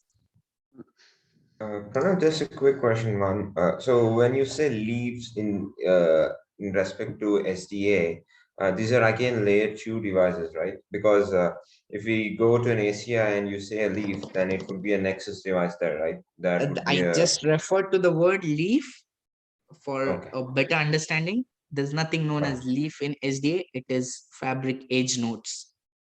Okay, gotcha. Because in ACI, leaf is the device where all the endpoints or the servers connect. So in SDA, edge nodes are the devices where all the endpoints connect. All right, got it. Thank you. Yeah. One more thing, there is no L2 in SD access. The sweetest part. Everything L3. Sounds interesting? You didn't touch on the control plane node. So what exactly is the functionality? Because I'm coming on that part. I'm coming on that part. Okay, okay, yeah. I'm going this way. So we came to know what is a border node. We now know, at least we know what the use is. There is a detailed configuration part as well. There's a lot of things. The edge nodes, we know that the endpoints connect on the edge nodes. Control plane nodes. This control plane node, let me tell you, can anyone answer this question just like so you have a better understanding? Where is the endpoint mapping or the, or what you can say, the ARP details or whatever you call it in the traditional network is stored in? All this data is present on the core switch, right? The core L3 switch. In SD access, you have a dedicated node, control plane node, which is the brain, you can say, which actually has the information that who is connected where. So he is the vSmart of this thing, right? He has Right, all the information there. exactly. Let me tell you again, they have designed it in such a nice way that this control plane node, now even if in the topology it is shown as a separate thing, you can make this as a B/CP. So the same node works as a border, as the gate, and the same node works as the control plane node, which has information of all the devices connected, and this information is complete real time. You disconnect from a specific port, this node comes to know that you have disconnected. Okay, so Lisp is the protocol for that, right? Lisp is the control plane protocol, and VXLAN is the data plane protocol, and CTS is the policy plane protocol, the Cisco TrustSec. Okay, okay. So this is CTS. This is control plane with Lisp, and this data plane is VXLAN, the underlying protocols. Now coming on to the wireless part, there is a fabric wireless controller. It means, Yeah. hello, are you getting my voice? Yes. Yeah, this, You're audible. Mahendra this side. It means CTS, by the CTS, ICE will be connected with the all the leaves devices, right? Via tunnel. Sorry, come again. Means CTS, it's a feature that ICE directly connected with the leaves, right? It is it is not directly connected. It propagates the tag for assigning it a identity or assigning it a group for segmentation. So Cisco TrustSec is basically a protocol, or you can say a method in which ICE propagates the tag information to the endpoints, that this device belongs to an employee, this device belongs to an contractor, this is a data center server, or this is a local server, this is an access point. Means when a device we will connect, immediately it will sense via the CTS, right? Not via CTS, it comes, CTS is a whole different story. CTS is used for assigning a tag. It is the .1x protocol, which is used for the authentication, wherein if a device connects to a network, it will go to the authentication for ICE. Then ICE will look up either with the AD for the credentials, or if it is like MAC address thing, so it will look for the MAC address table into its database which we have added, and then it will tell that yes, you are authenticated and you have access to network. Later stage, when we have to decide whether this employee can communicate to this contractor or not, this is the time the policy based decision will be made by CTS, but this traffic will actually be dealt by VXLAN. So the data plane is VXLAN, policy plane is the CTS, and this thing is the Lisp. Okay, fine, got it.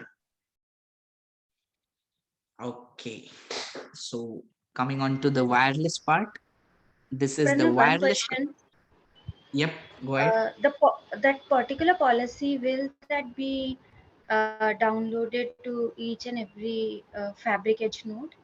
Yes, it will be When downloaded. A very good question. It will be downloaded onto the CTS policy is downloaded onto every edge device, because you, with this solution, you need to have mobility. So if I am connected on second floor, as we discussed, I disconnected, I go to the fourth floor.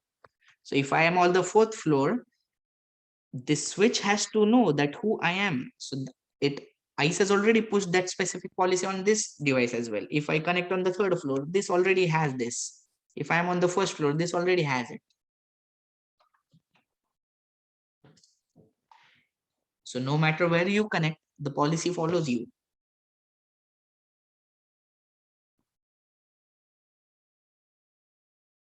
Did I answer your question? yes, thanks. Okay. But that would increase the CPU and the memory utilization on every edge node, right? That's the reason we are using Catalyst 9K. They are designed in such a fashion to handle all this traffic coming from ICE. Okay. Yep. Sorry, where are we using Catalyst 9K? On the Fabric Edge node you're talking about? Edge node, border nodes, control plane nodes, everything is Catalyst 9K. So, I the think users. 9K have a capability for the SDN, right? Yes. Okay. Okay, so your edge node, when you say Fabric Edge node, that's a Catalyst 9K. So basically your end users are connected to this Catalyst 9K? Yes, your end users are connected to this Catalyst 9K switch, which is known as the edge node in SD language. Oh, okay. So I mean, I'm not understanding, why is there control. So you're telling that the ARP table is stored in the control plane node, but not in the edge node. Why would a switch, like if a device is discovered in fabric edge node, why is the ARP table stored in control plane node? Not specifically ARP table, but this is a centralized CPU which has all the information. Now, it is very obvious that when you connect a specific endpoint to this device already knows because it is itself on which the endpoint is connected. But to keep a central track, which is like easy for establishing the VXLAN tunnels, this thing gets a copy of that. And this is the, see, I'll tell you, in SDA, this anything connects on this thing will first go and update to the control plane node. So can we say it's like a rendezvous point? Is that right? Yes, in multicast you call it as rendezvous point, and yes, you can say like control plane node gets the information first, it updates its database, because this you can call it more in a general, but I'll tell you a layman term, this is the facilitator.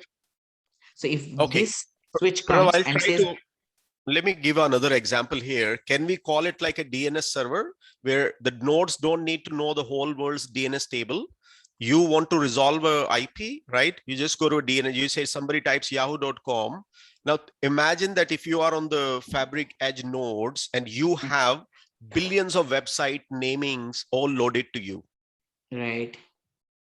So the purpose of Lisp is to have all the database, and it's an on-demand basis that it supplies. So A wants to talk to B, A will go to the control node, will ask for the MAC address or the ARP entry for him, and then A will be able to talk to B. That is also happens in OMP and other things. Exactly. So, OMP you use it in SD-WAN, Lisp you use it in, it's the same. Right, but they both act as a DNS server, right? Exactly. The database, so you can relate it with the example of DNS. That's a good option. Yeah, because you see, what happens is keeping millions of entries on each edge node, which is an access layer switch, doesn't make any sense in the network, right? And keeping then the CPU goes down of this device. This is what is happening in the traditional network. That's the reason this thing is a kind of this work is given to a separate node, which is the control plane node, who dedicatedly does the only part.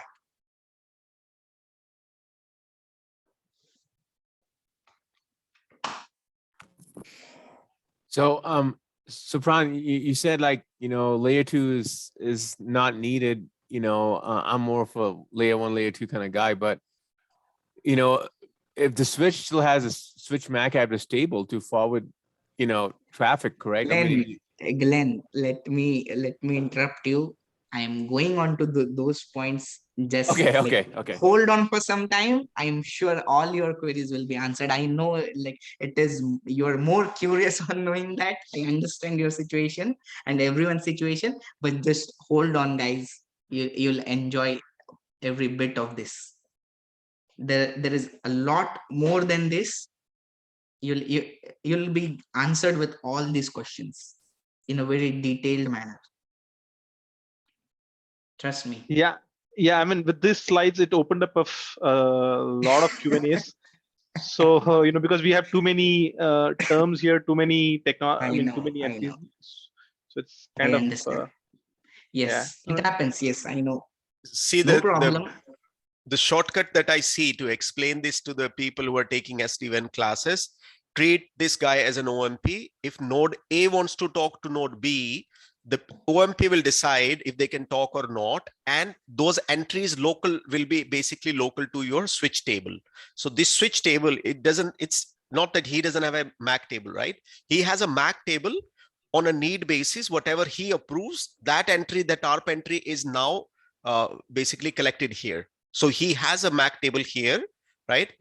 But he doesn't have a collective MAC table of all the switches of the world. If your company has 1,000 switches, right?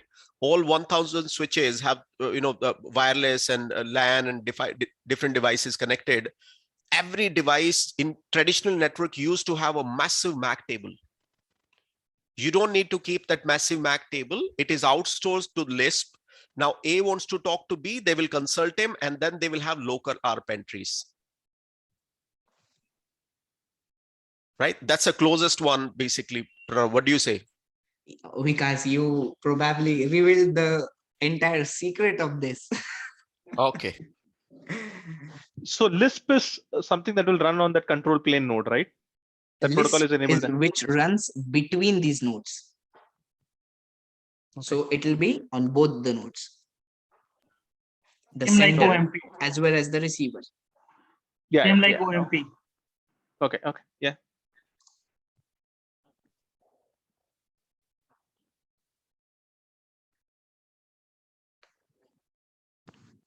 Sorry. So clear with this? Any questions? I mean, we didn't let you talk about Fabric wireless controller. Sorry, but I think No problem. No problem. There is again a different world of wireless as well. So the Fabric wireless controller. So if you look at this, you can see that this is not sitting anywhere inside this SDA, this Campus Fabric Cloud, because this is a limitation in SDA as of now. The Fabric wireless controller has to be deployed somewhere in the data center or in the DMZ zone, whatever the design architecture looks like, but it cannot be a part of the Campus Fabric yet. There is a feature to enable a Fabric enabled controller. When you enable this, these access points, the small access points connected to these edge nodes, will communicate and authenticate with this specific wireless controller sitting outside the network, since it is Fabric enabled. There Cisco has given a wonderful, what you can say, an option where you can enable the wireless functionality even on the border node. There is a thing known as Fabric in a box, which we call it like the border, the control plane, the edge, and the wireless controller, everything on one node. But that again, Fabric in a box requires a very specific model to be used, and you have to consider the number of users. Now, if you are a small organization of 40-50 users, that can be achieved. But if you are more than 100 users, that box, I mean, it can manage, but it wouldn't be that capable of managing such a request if every user is active at a given point of time. So this is the Fabric wireless controller. These are the access points which actually communicate with this wireless controller. And I'll give you one more clue. This access point, when as a new wireless client, it first notifies this thing as a default action to notify to the control plane, and then a copy is sent to the wireless controller. So keep this in mind. Any endpoint connects, disconnects, the whole world knows who is connected where and who is disconnected where. And one good question, Pranav. Traditionally in the Cisco ARIS wireless world, the APs would create a cap-up tunnel to the controller if it's the 8540 or the VISMs. Do the APs in the SD access Yes. flavor Yes. also create a tunnel all the way to Yes, the... they create the same CapWeb tunnel as well, but again, they first get connected here, then it is identified by the edge node with the help of control plane node that this is a access point. The same configuration has to be done here as well. Fabric wireless controller also identifies that yes, it is an access point, and then this thing registers with this via the edge node as well as the wireless controller. So CapWeb is, yes, it is still in use. Okay.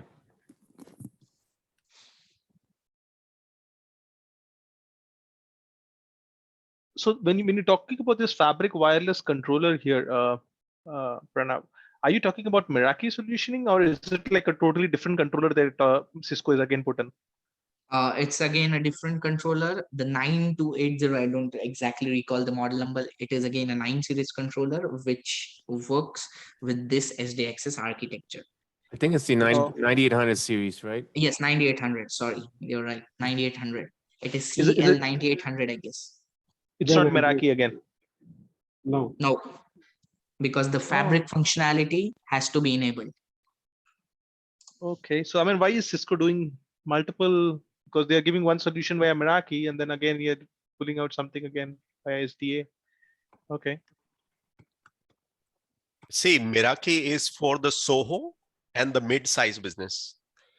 Okay. These solutions are for enterprises, for Exactly. massive scaled organizations. So Meraki basically started as a SOHO, then Cisco acquired it, and they give it to the small companies and SOHOs and probably mid-size organization also. But this is an enterprise product. Oh, okay. Because I see, because a lot of Cisco customers, I mean, I can talk about the big ones. I mean, they use Meraki as SD-WAN. They use it for even your wireless. So that's why I was wondering, why did they again bring a new solution here? I'm not sure. If you look at Meraki in detail, most of the solutions are not very scalable to 10,000 endpoints and 15,000 endpoints kind of thing, right? Especially when it comes to these policies and everything else. Okay. Okay. Yeah. Possible. Yes, Okay. these 9000 series is designed specifically keeping in mind the SDXS architecture, because as you can see, there are a lot of new terms, terminologies, the protocols, everything is completely different. So to handle these kind of data, and these are so efficient that they can handle lot of more than 10,000, 20,000 requests at a single point of time by communicating with each other. So that's the reason they have created a separate product line of the Catalyst 9K. Yes, you can use it traditionally as well. That's not a problem always, but specifically designed for the for making use of the SDXS architecture.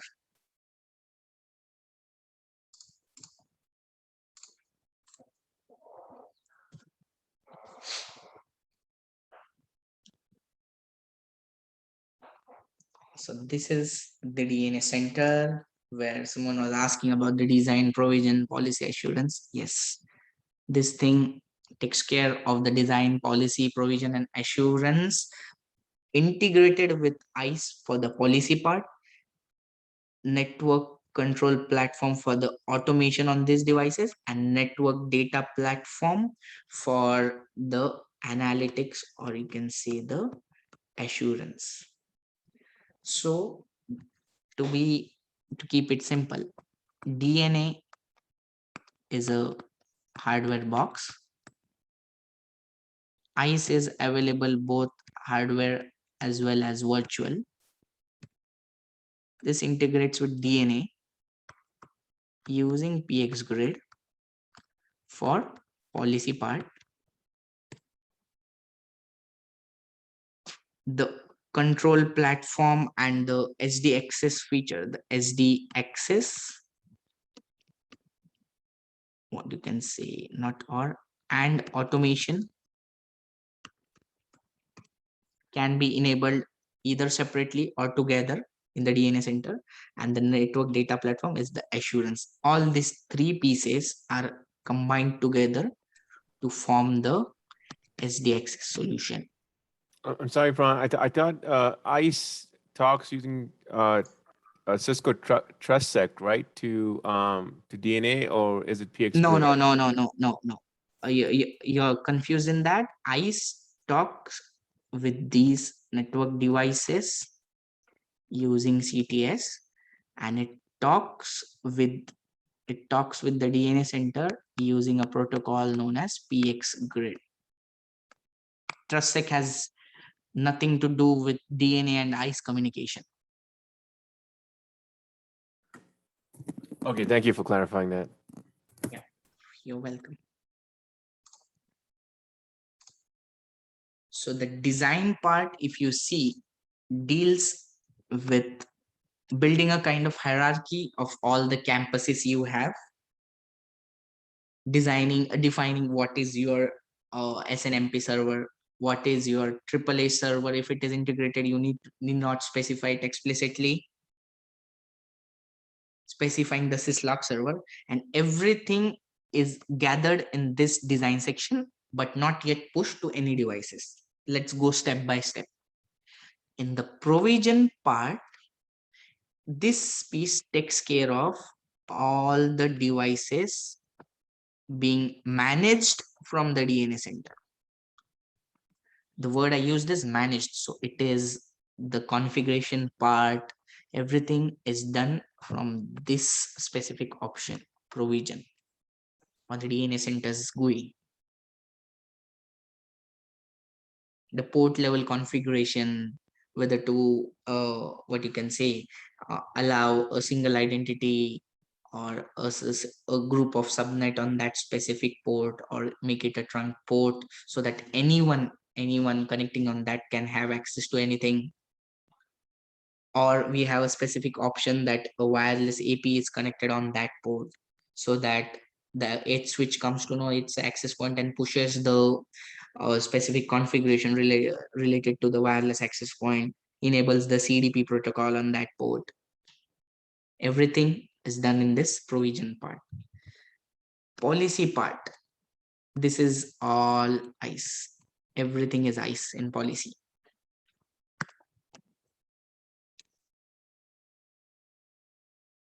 The trustsec part, the VN part, the policies, the SGT matrix, which is in ICE, the same you can create on DNA Center starting from version 1.3.3, so that you don't have to be logging into ICE separately. You can do it from DNA Center as well. It is reflected in ICE automatically because of this specific protocol. I have a very nice diagram in the next 1 or 2 slides where you'll come to know all these protocols and how it is done. And this assurance part is all about the network data platform, wherein you can monitor the network for any issues, the utilization, the health status of all these devices, kind of monitoring all these devices. The monitoring part is done by assurance piece, which sits here.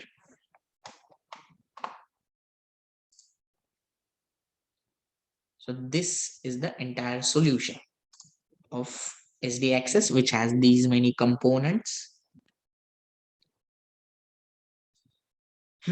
Now coming on to more detail, hardware appliance. DN1, now the latest one is DN2, DN2 hardware appliance, which is the nothing but a SNS server again, which has the DNA Center application installed onto it, same as it is done in ICE. ICE, everyone knows, it's a SNS appliance, can be deployed virtually as well on the ESXi or Red Hat Linux. 3500/3600, which is the latest series. 3615, 3695, based on the type of deployment which you have, small, medium, large scale. And this thing, if you see, this was the diagram which I was talking about. If you see this automation or network control platform, which sits inside the DNA Center, and this specific platform is used in the SD-WAN as well, ACI as well, and SDXS as well.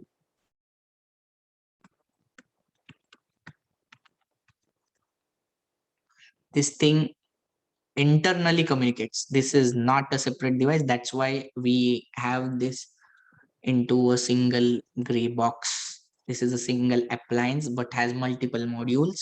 This automation parts communicate with this DNA Center, which you can relate it with the vManage, communicates via API. This assurance, which is the NDP part, NDP network data platform, communicates with again the vManage via API.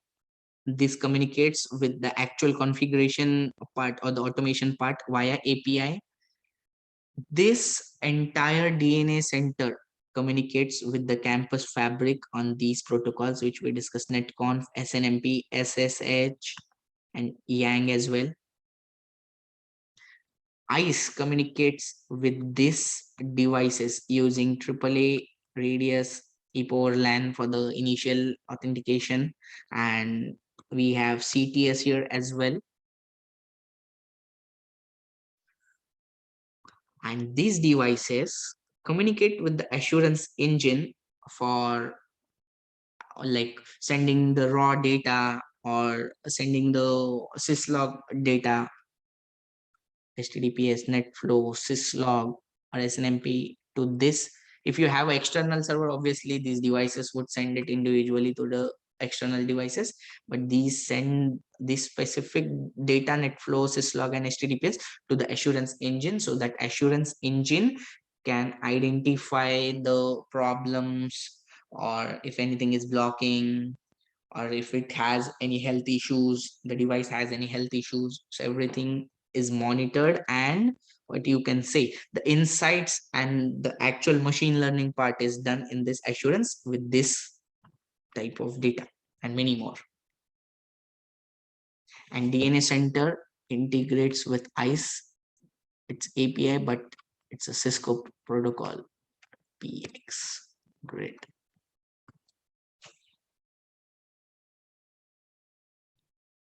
Now we complete the fabric with all these. Yep. Questions. Yeah, on the API towards automation, right? You put SD-WAN and HA. Sorry, I lost that. I didn't understand. What was that for? It is basically, this is your vManage, and this is the actual engine doing the work, which is the vSmart. You are taking this is not exactly SD-WAN. I'm just making it easy for you to understand. Okay, yeah, that's what I thought. So you're trying to take a Yes, yes, because I've got to know that most of you are enrolled for the SD-WAN course as well. So to make it more easy for you, I'm just using this example. I wasn't aware at the start, but like Vikas interrupted in the between that some of you are already enrolled in SD-WAN course. So to make it easy for you, for relating it, I'm using these words. Got it. Makes it a lot easier actually. Thank you. Exactly. Clear with this?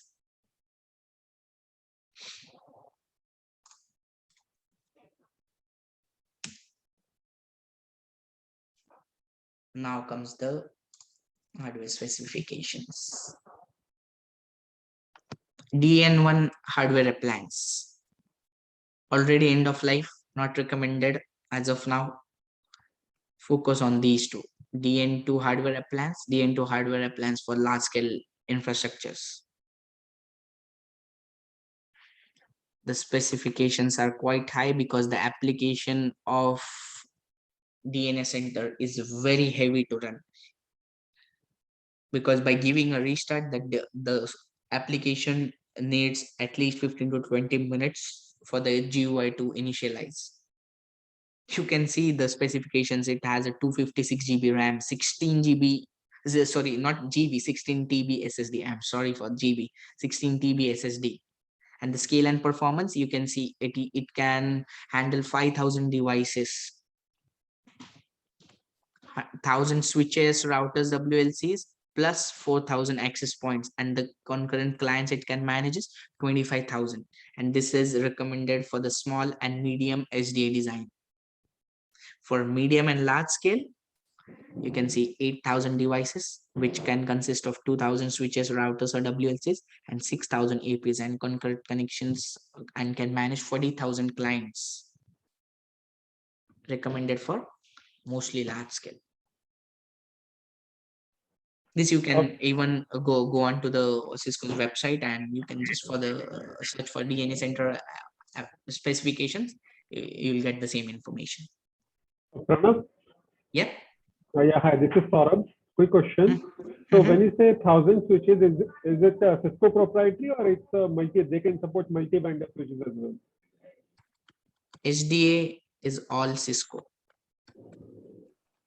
Okay. Yes. They are planning to make it a bit wide open for the other vendor devices to be, but till now, no news regarding that. So as of now, it's all Cisco.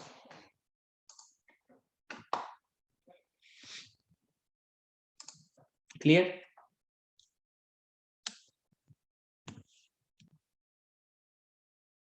Now, speaking of the architecture of DNA Center,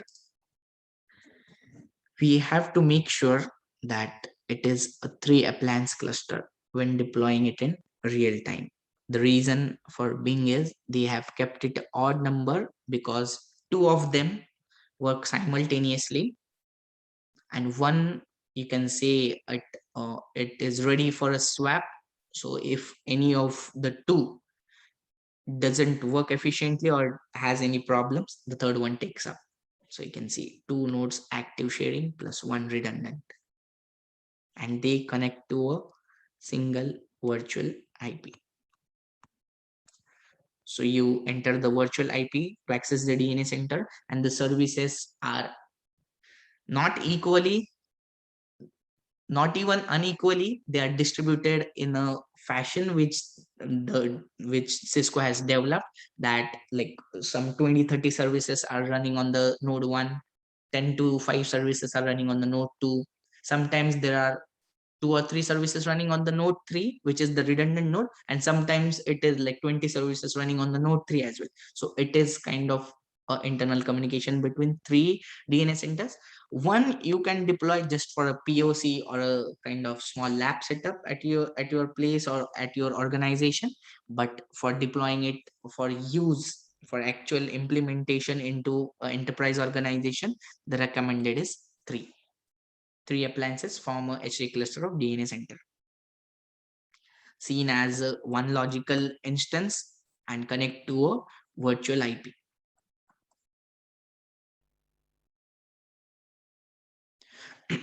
And in there are very rare cases where some application gets stuck within the DNA center.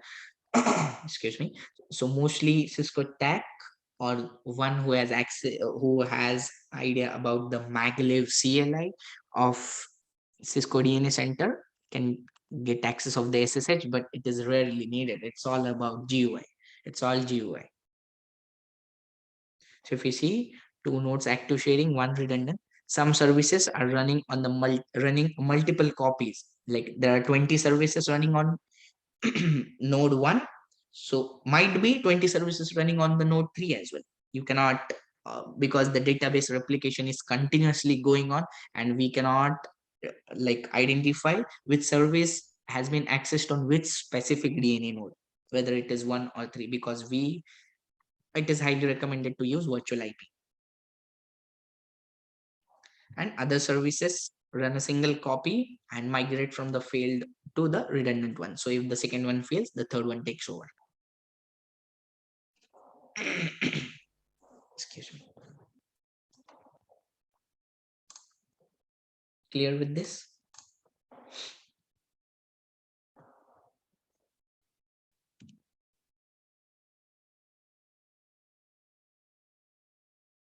Now this is a bit what exactly is done or captured.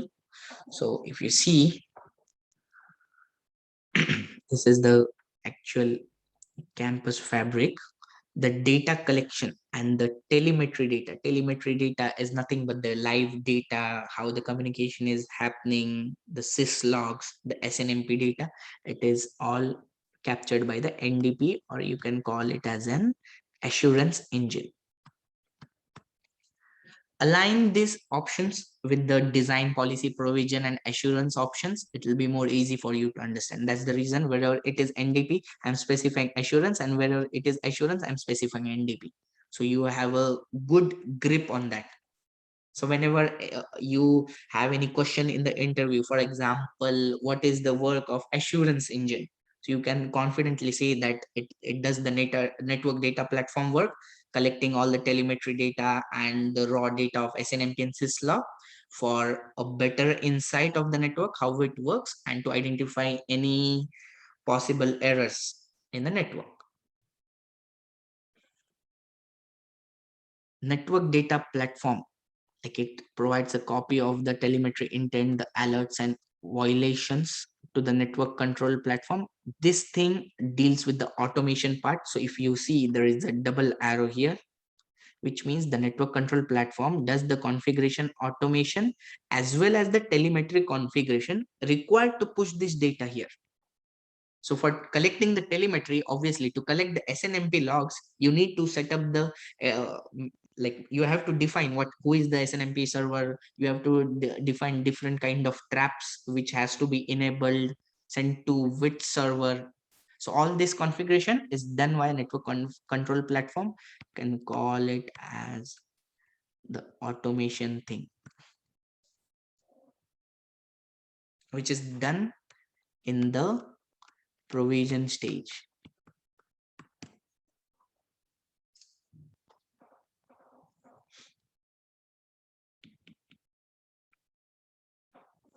The inventory, topology, host group, network state changes, path trace information is given by the network control, that is the automation part, to the network data platform, so that this assurance engine is well known of what devices are there in the network, what is their state, whether they are active or they are in a failed state, and the path trace, that whether these devices are like reachable to each and every one of them. If they're not reachable, what is there a problem in the underlay?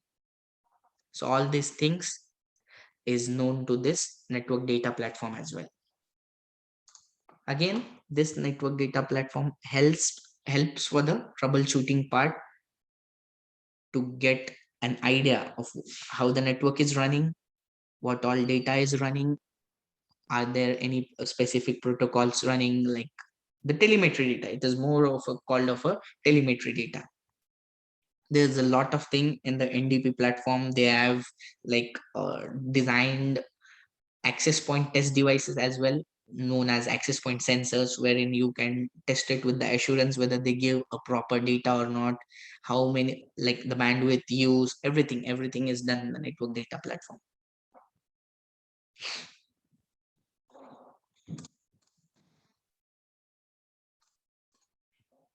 And with this comes to an end of this introductory or an overview session of Cisco SD Access. Any questions are open. This is Glenn. Thank you, Pranav. This is really good, but I got to leave right now. So I'll wait for your second session tomorrow. Thank you. Sure. Thank you very much. Yeah, Pranav, it was very nice, but there's it's kind of overwhelming because there's too many things I understand. It is overwhelming because it is just an overview session and all the things are quite new to everyone. So it will take time, but trust me, guys, when you have the entire course, I'm sure you'll be able to even implement this technology in the organization where you work, or you'll be like ready for the interview point of view as well, because this technology is very demanding nowadays, and specifically in the US and Canada markets. I've seen that here no one wants to work manually. Everything they want just with a click, they want everything to be done. And the same cases being applied to the entire world. Even more, many Asian customers, many Indian customers are adapting to the SDN strategies because it is easy to manage, and the most important thing is it is less prone to errors, and you get security on top of that. It is less prone to errors. You don't have to invest much on the operational part, which I discussed in the starting phase of this presentation. So there are many aspects. It will be really helpful for you. Oh yeah, sure. I mean, I'm a Cisco employee myself, so the only question for me here is like, you have this 40 hours of sessions, right? Like, there's no way we can build these labs out in any of our laptops or servers, No, So no, how it do is we not basically? at all possible. Yeah, right. So we all are depending on your training and basically some help from networkers home to basically lab this and practice this, right? So I for this session, for those who are attending, I have a good thing for you. okay.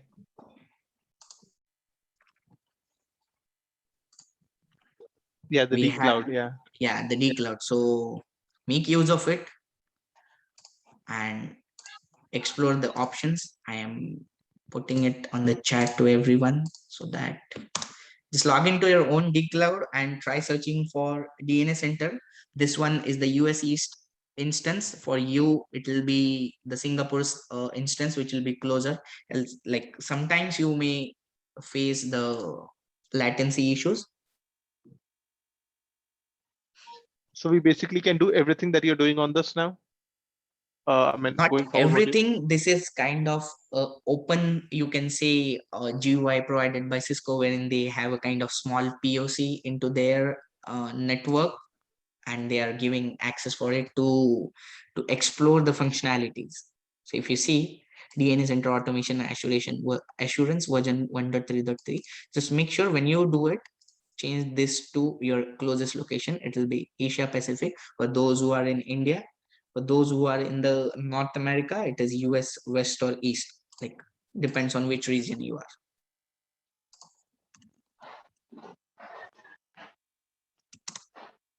But this is going to be really slow, right?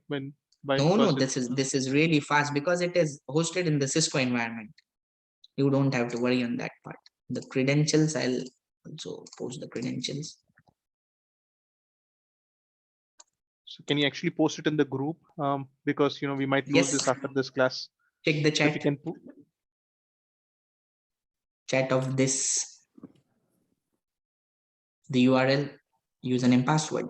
You have it. So I'm sorry, Pran, is this dcloud available for?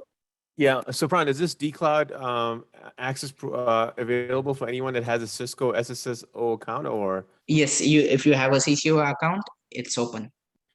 And does this also integrate with ICE? No. This doesn't. This, I think, is already integrated with ICE, but you don't get to see that because that's what I'm telling. This is kind of a small POC setup which they have did it in the dcloud platforms so that everyone can just make use of it. So if you see, nothing is configured, and if you click on configure, you need to have an actual ICE, which we don't have as of now. It is hosted directly, publicly facing to the internet, so anyone can access it. Sir, we have to create the dcloud account. If you have a CCO ID, if you have your own CCO ID, you can get access to this. If you don't, you can create a new account. There's nothing like a dcloud account separately. You have only one Cisco CCO ID. With that ID, you can access this. I had tried doing this without a dcloud account as well, but it'll redirect to this page. And for this page, you need to log in.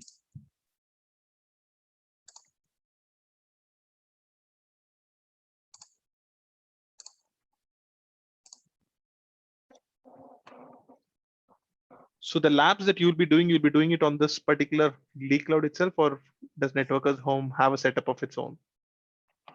For DNA Center, I'll be discussing it with Vikas and I'll let you guys know soon.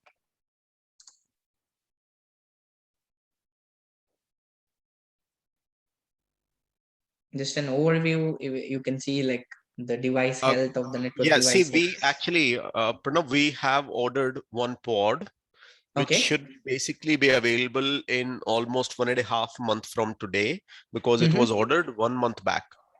Right. And it's coming from US, so they have a back-to-back something. We have been following with them. It's going to take 1.5 months, right?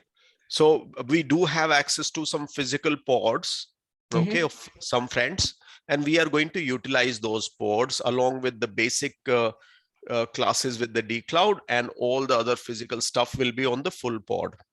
Perfect. That's really. And by the time our own pods will come, and hopefully we'll be able to do everything on the practice will be there on that. Sure, no problem. Thank you, Vikas. Any questions, guys? Any questions? Anything you want? Did you like the session? It was a very good session, Pranav. Thank you. Thank you. It was a nice session, Pranav. We liked it. So it's going to be only on Saturdays, Vikas? Is that right?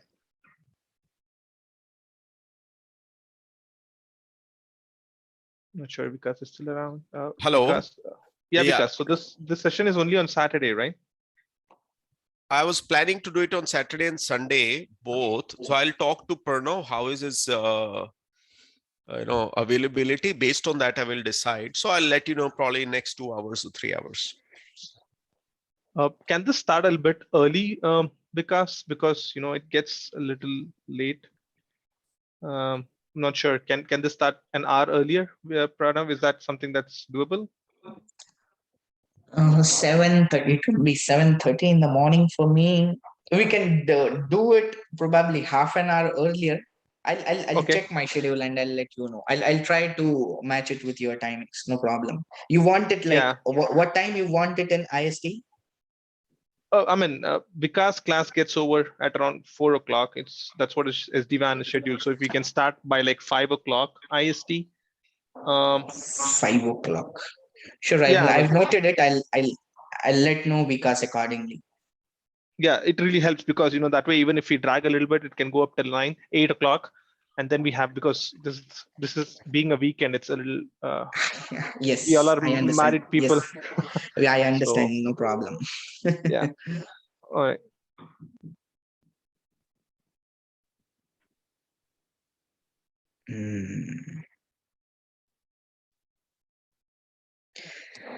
Okay, then if you don't have anything, thank you very much for attending Sir, this. this recording class videos link, sir. I'll post it soon. Okay. Okay. Sir. Yeah. Thank you, sir. It was a very nice session, sir. Thank you very much. Hope to see you soon. Yeah. Bye. Take care. You too. Take care, everyone. Have a good weekend. Enjoy. Thanks, Vikas. Have a nice one. Bye. Thanks, Pranav. Thanks for your time. Yep. Bye. Bye. Thank you, Pranav, and thank you, everyone.